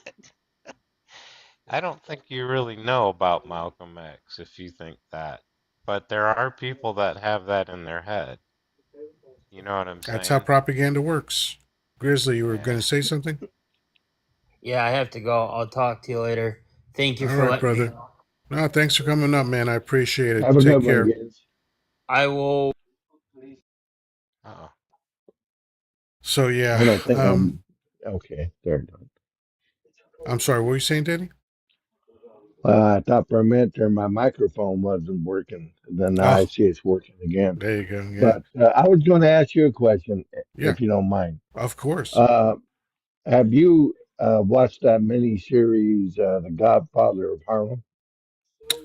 I started to. It's about Bumpy That's Johnson, yeah. Is that the one with what's his face? Forrest Whitaker Yeah, plays I Bumpy. can't stand Forrest Whitaker's acting in it. His New York dialect is fucking dog shit, Okay. and it annoys me. It just annoys me, And I think he's like a Chicago guy or something like that. I'm not sure, but I don't like I know this is going to sound nuts because he won an Academy Award for The King of Scotland, but I don't think he's a particularly good actor. What about Well, he Bird? was. What about Bird? You didn't like him in Bird? I haven't liked him in anything. Wow. I Okay. don't and I did I see his version of Bird? I might have, but he just, he doesn't sell me his character. Mm. Yeah. And I'm a tough audience. I've been studying psychology for most of my life. My I've been a professional communicator most of my life. So like the way I see things is like I'll give you an example. People raved about Squid Games. And Mm. most of the time, I ignore what the zeitgeist is saying because I think America is such a bullshit culture that I don't want to take my cues from what's popular here. But it just was unrelenting. People were just talking about, hey, Penelope, good to see you. People were just talking about Squid Games like it was like the most amazing television ever. So finally, I was like, all right, let me check this shit out, right? I sat through the first episode and I thought to myself, I will never get this time back. I just wasted my fucking life I've watching this dog shit. It was the I've never dumbest shit I have ever seen on television. And I sat through Cop Rocks, okay? That's a throwback to a Stephen Ah, Bochco TV yes, series where the yes. cops sang If you thought that was bad, Squid Games was worse than that. Right? Ah, So I'm a tough audience. I'm a tough audience. yeah, So I get Forrest it. Whitaker just he never suspends my disbelief, and that's what a good film does. That's what a good actor does. You never catch Meryl Streep acting. You never catch De Niro acting, right? True, true. Until until after Scent of a Woman, we never caught Pacino acting. Once he did Scent of a Woman, it was all downhill from there. Mm. Except one He did. exception. One exception. It was a film that wasn't very popular, but it was Sim 1. And that was about robots, you know. But aside from Sim 1, Pacino can't act anymore. You know, so when I see him in a film, like when I saw him in Donnie Brasco, I was like, dude, you're a New Yorker and you can't say Fugazi? Are you fucking kidding me? He was like, how did you know that was Fugazi? And I'm like, you live on 57th Street. I've passed your apartment. Like, you don't know how to say Fugazi? Come on, you're Italian and you don't know how to say Fugazi? The fuck out of here, man. That shit threw me right off. Like, the only one that saved that film was Johnny Depp. Oh yeah, yeah. So that's He how could I be a am. Like, really good if actor you don't, too.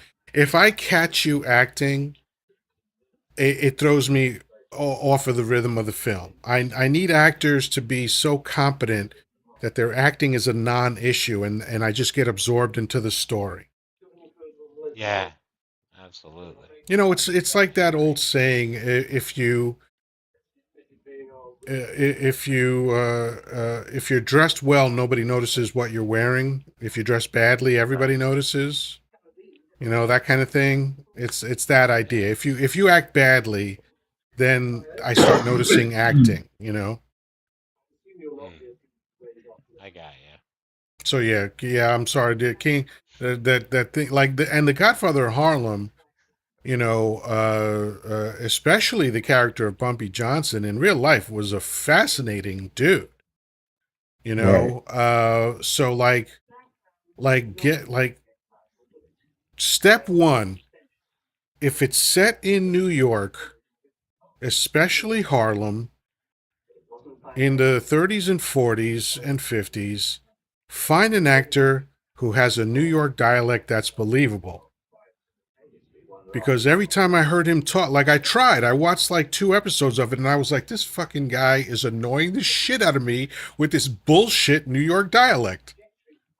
It's like, have you never heard people from New York talk? Mm. Jesus.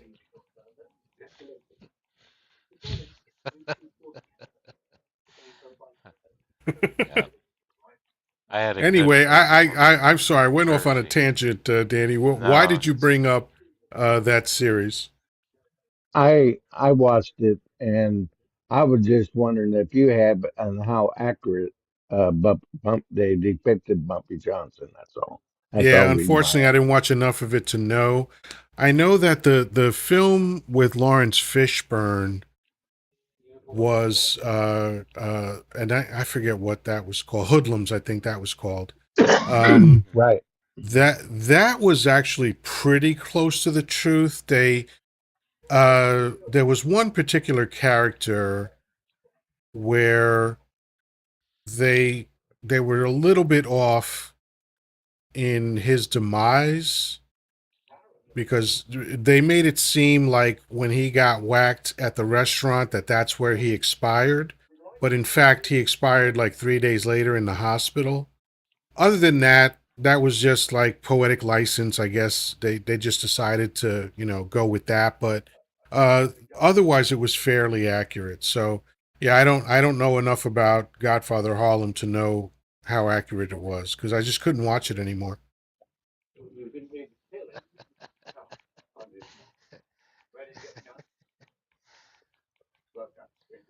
Well, yeah. if it's any type of mob or mafia type movie or series, I like watching them. It's just, Yeah, you I'm with know, you.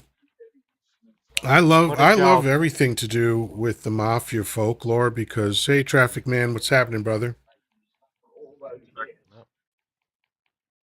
Oh, you're teacupping. I guess Yep. reception is happening. Hey, what's going on? Well, There yes, we he's go. probably got his piss pot on. That's why he's losing reception.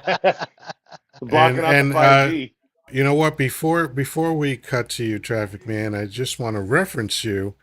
I announced last Saturday that before this Saturday I would make my first video for my Coach.Yoddah account. And since Traffic Man said he was going to hold me to that, when I completed that today, he was the first one that I shared the video with. But everyone, I made an intro video. It's a short one, just introducing my coaching services. It's at coach.yoddah, Yoddaa, because film studios are litigious.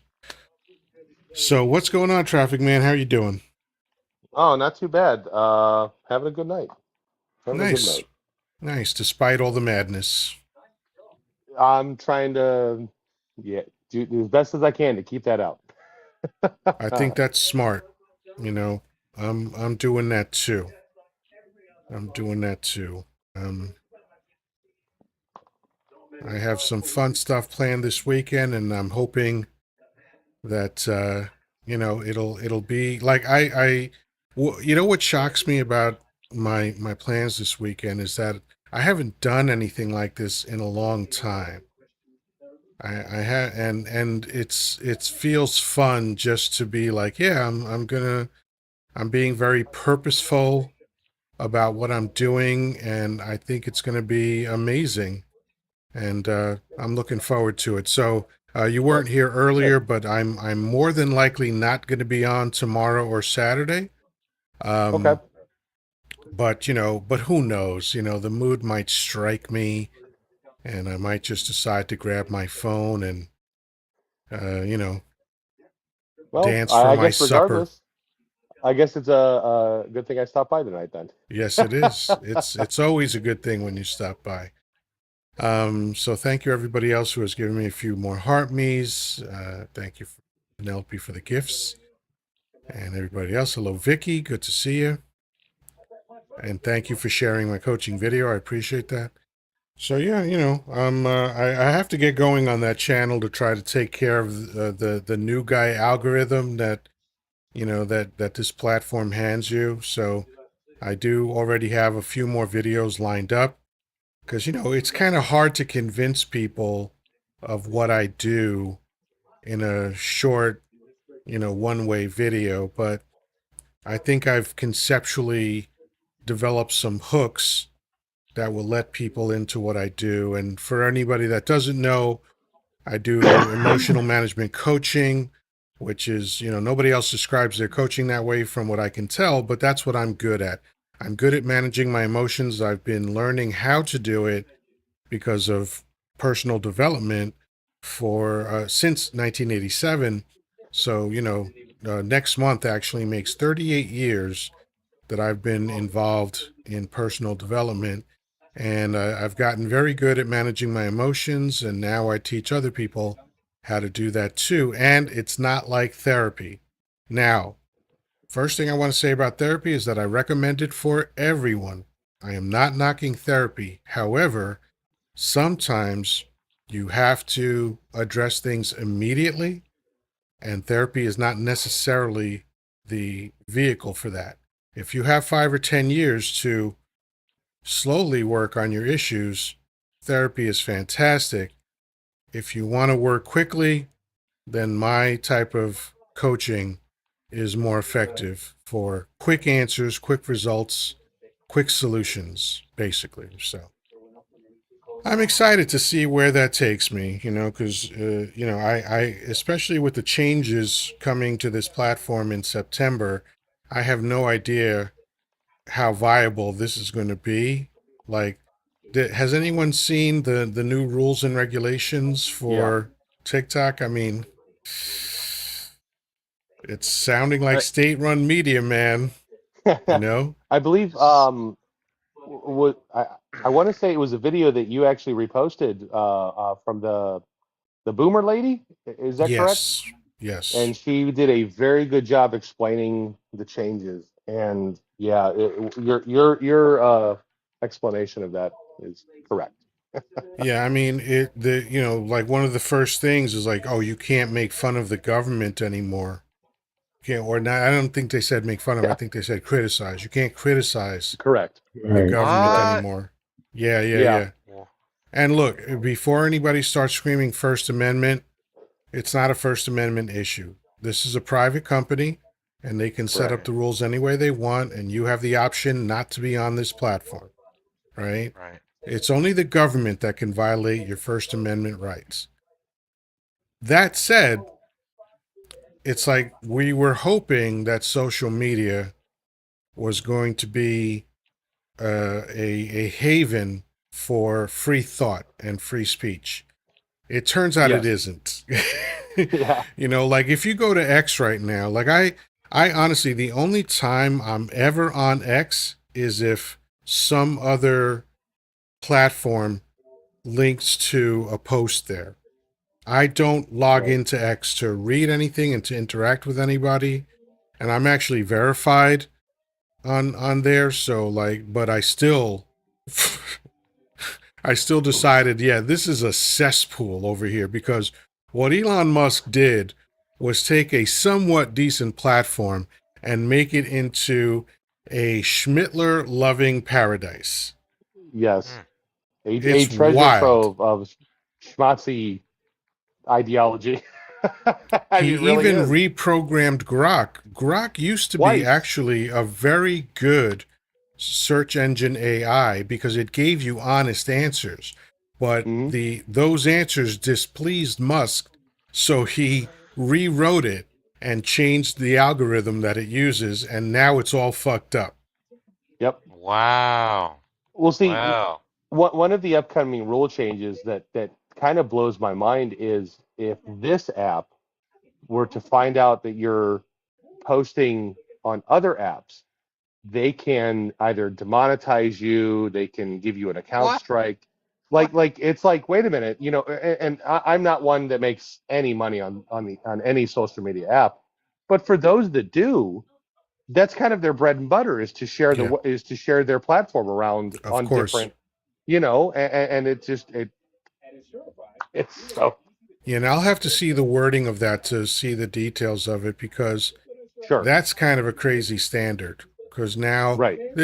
what this reminds me of is the most illogical commandment of the Ten Commandments.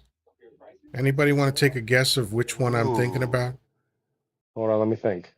Is can I? Or I'll wait. Say mine All of last. you could No, go ahead, go just ahead. take a shot at it.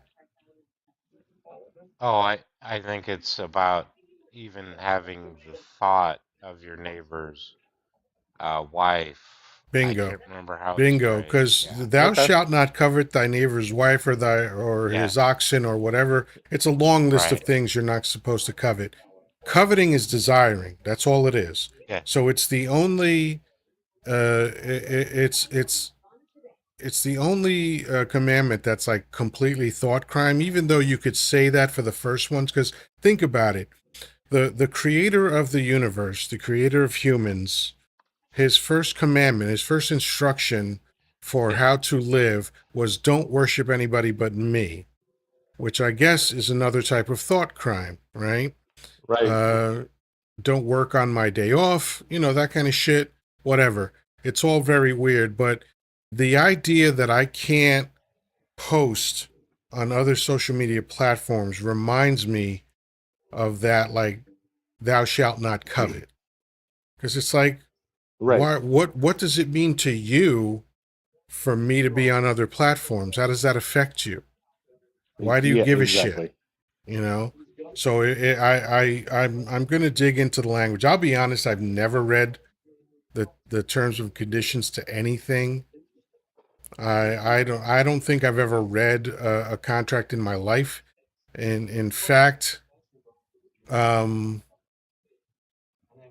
when I sold, I had people sign contracts all the time, and even lawyers that I did business with didn't read the contract, right? Mm. But now that we know there's so many pitfalls, I feel like I have to finally read the terms of service, terms of conditions, and community guidelines. I have to read all of them so I can understand what the point is to all of this, and if it even makes sense to continue on this platform.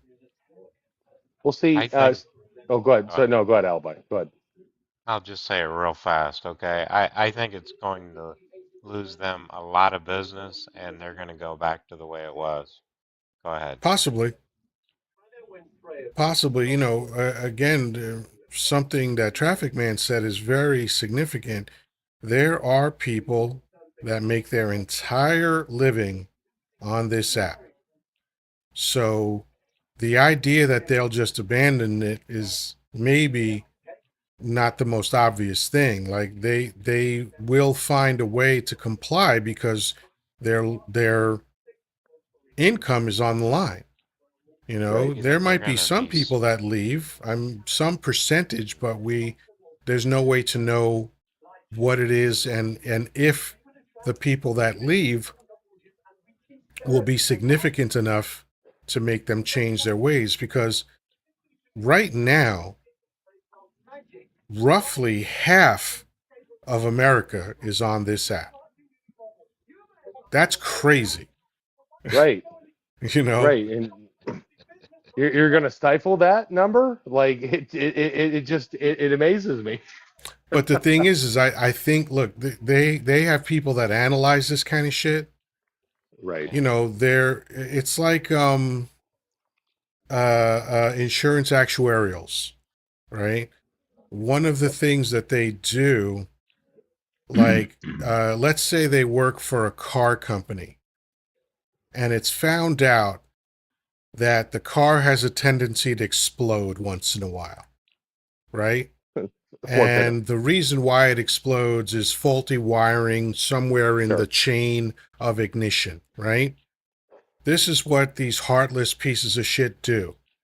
They Right. they do a calculation to determine if it makes more sense to fight it in court or fix the issue. So what you're explaining is the exact thing that General Motors had to go through with the Chevy Cobalt platform from 2005 to 2012. Yeah, this is exactly that. This is something that does happen in the real world, hey, This is I why I'm love this interesting at parties. conversation. I have to go. That's I right. really appreciate All right, brother. Well, thank I you so much for being appreciate up you here. I appreciate it, having man. me Have a on. great night. All right. You too. Bye-bye.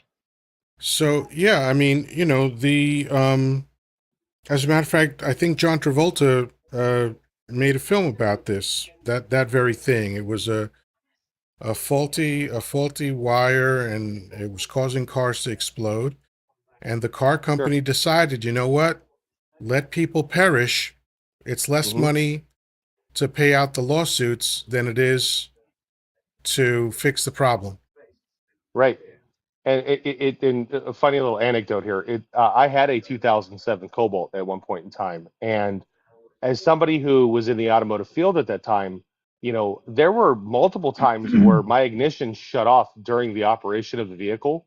Jesus. Okay. But like, I just always attributed it to the fact that I'm not a small person and maybe my knee bumped the ignition kind of a thing. And just out of habit, I would put it in neutral, start the car back up, put it in drive, and continue driving. And when it was brought up to my attention that like this is a real problem with the ignitions on these cars, I was like, holy crap. I've been dealing with this in a different way.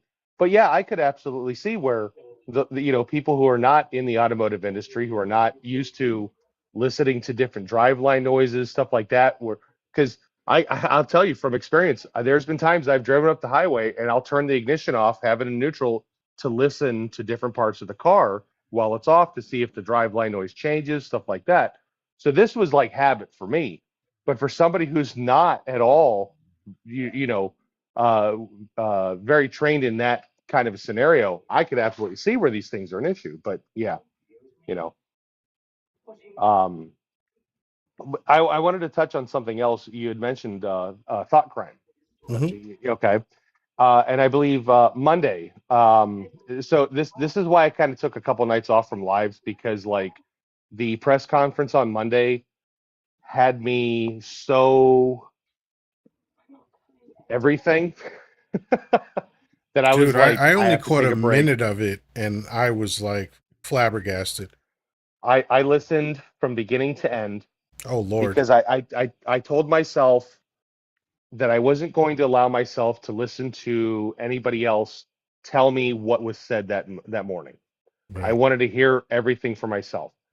And at one point, the president had even mentioned, if you think about, I don't remember what exactly the topic was, but he did say the words, if you think about it. And it's like, so now we're doing thought crime. Is that where we're at? Like, holy crap. So, He's an idiot. yeah, yeah. No, he absolutely is. I mean, the whole administration, like when I think of Rat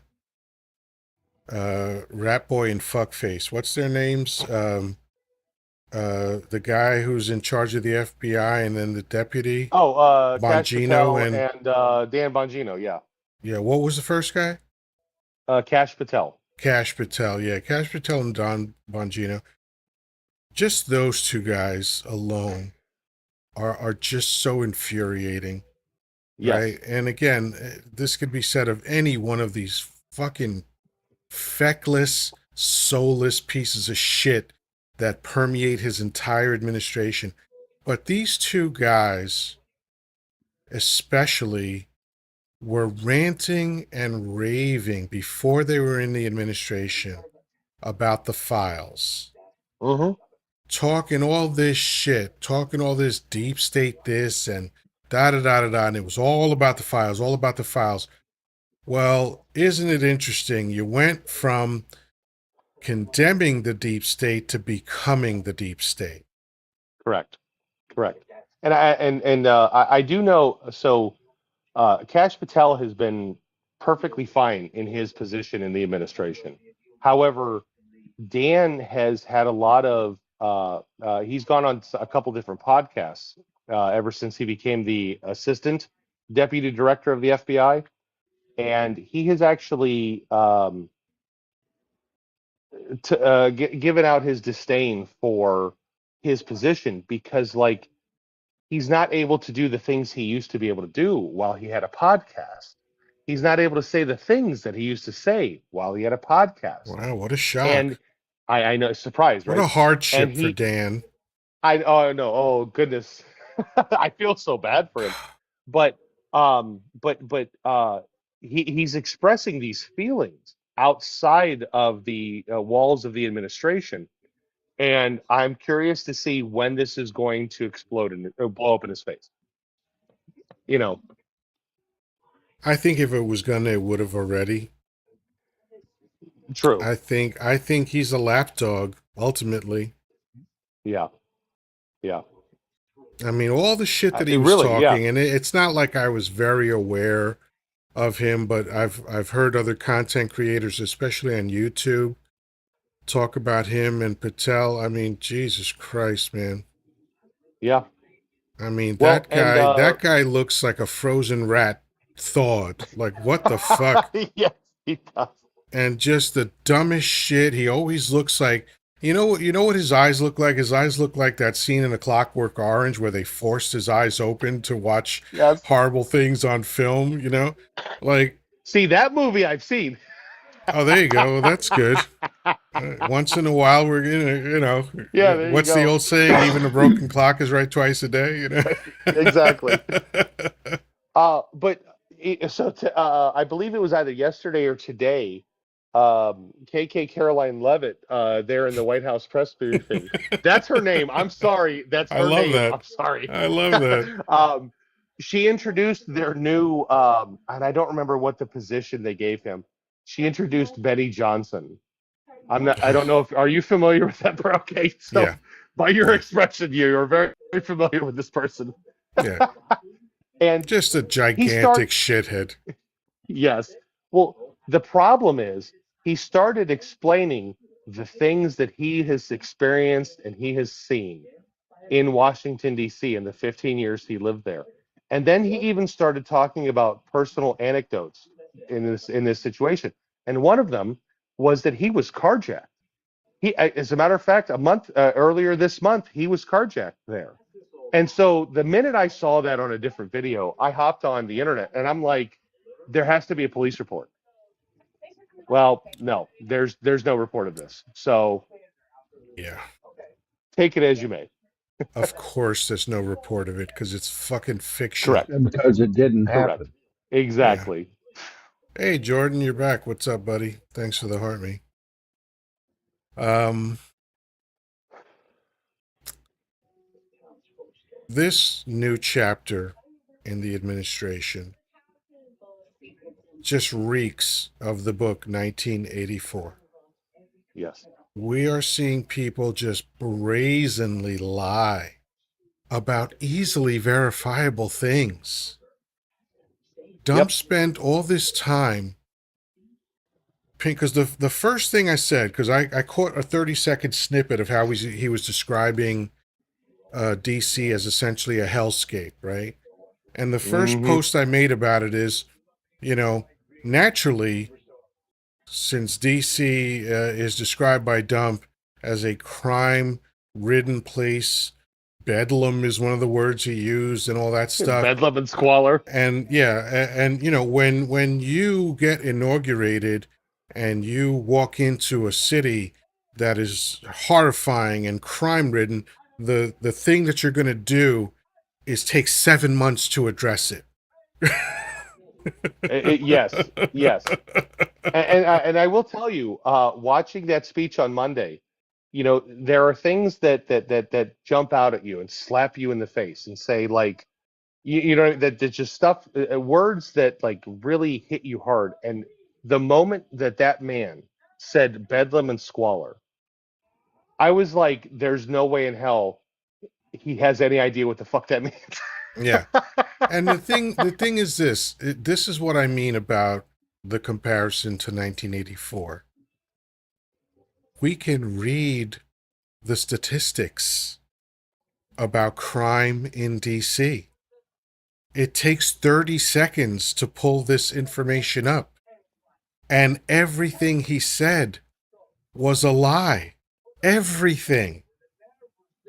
As I a don't matter of remember who it. fact, not Yeah, only is DC at a 30-year low in crime, this year is 26% lower than it was last year. right. Well, and to kind of bring that point even more, on May 7th of 2025, I don't remember who he was announcing that he was appointing to some position, but it was something like in the Department of Justice or something like that. Donald Trump himself was on television talking about how wonderful ever since he became president, you know, obviously that's the lie, but ever since he became president, that crime is down 27% in DC. And it's like, dude, But this is what happened in the book 1984. It's double speak. You know, like correct, what we understand from logic is that two opposing ideas cannot be equally true. Yet right, Dump engages in this all the time. He'll say one thing on Monday, and on Tuesday he'll say the exact opposite, and he presents both of those things as equally true, and they simply can't be. exactly. So there's this phenomenon that for whatever reason this app is like serving me these videos on my FYP. I have no idea why. I've not looked it up. It's just something that's happening now. It's the idea that there's a certain amount of people in our society that don't have an inner monologue.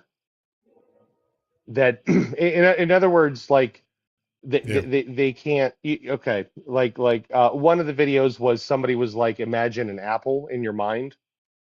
Now, can you do that kind of thing? And it got me thinking. It's like, is this what MAGA is? Is this the people that don't have that? You know what I mean? Like the voice in their head kind of telling them, "Hey guys, this isn't a good idea," kind of a thing. It just I don't know how to uh logically explain how these people do the things that they do. How they support this openly. And I guess the best that maybe I can think of is maybe it's just their brains don't work the best. you know Well, that's a charitable way of saying it. yeah, I got to be TikTok friendly too. Yeah. Yeah, Jessica's asking if we saw the new terms yet, and I'm replying, yeah, Yes. we were talking about that. We were talking about a video that described a few of them.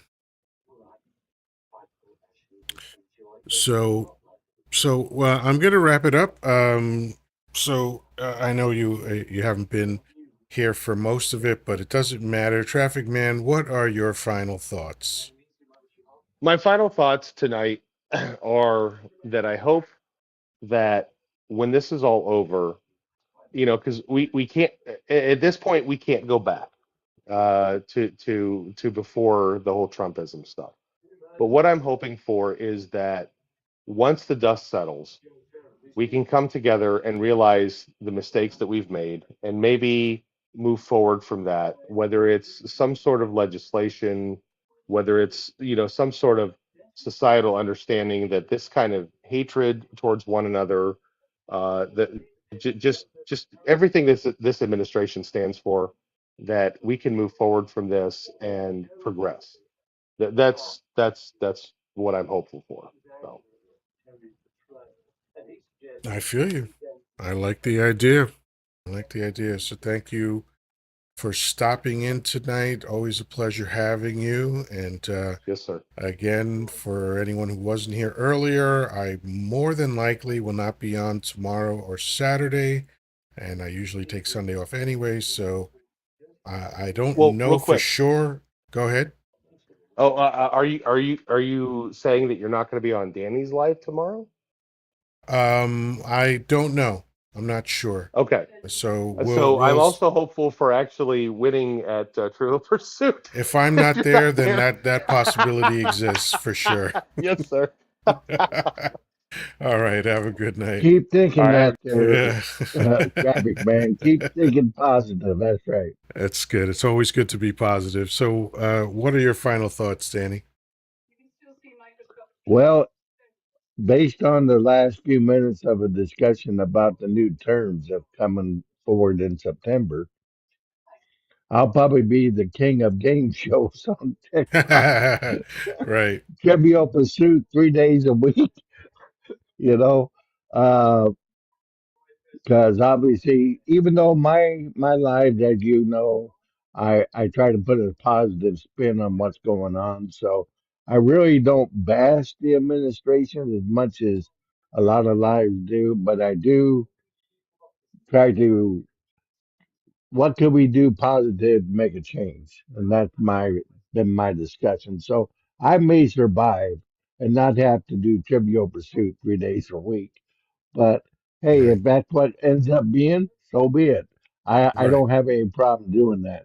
But anyway, I enjoyed your live. We had some good discussion going on here today. For those people that are still in the room, 3 p.m. Pacific tomorrow or 6 p.m. Eastern time.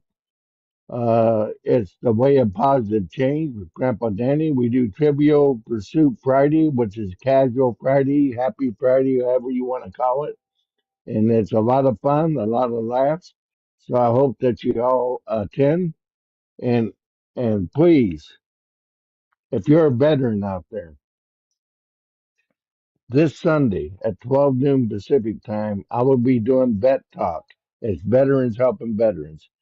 and it's a way of veterans getting together and discussing how they processed out of the Army or the Navy, the Air Force, or the Corps, or even the Coast Guard, because the processes are different for every branch of service, but going to the VA is all the same, or going to get your benefits is all the same. So I try to, these will be veterans trying to help veterans answer each other's questions.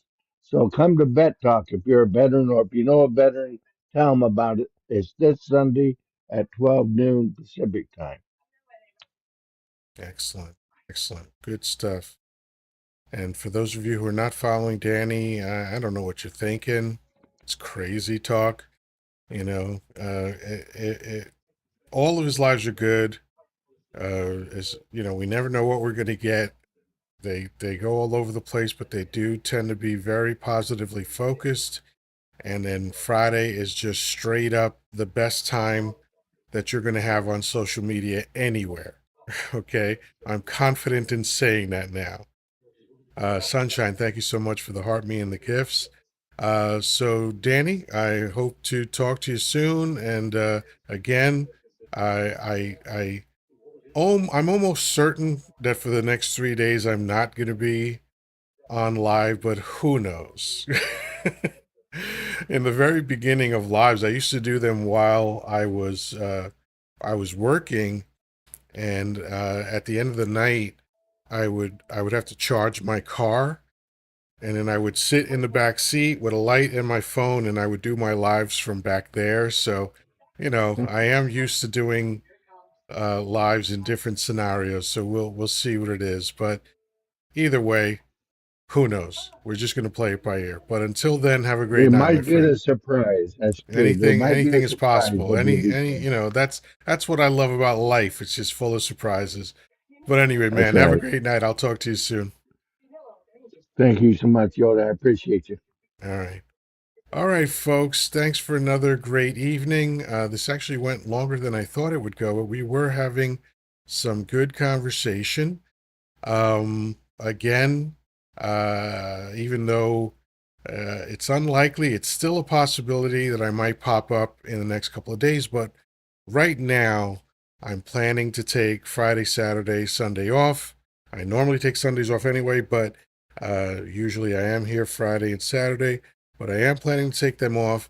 So if I don't see you, I'll be roaming the TikTok streets as always. But if I don't see you on my live, then thank you for all your support so far, and hopefully on Monday it will be back to business as usual. Until then, as always, peace, love, and granola.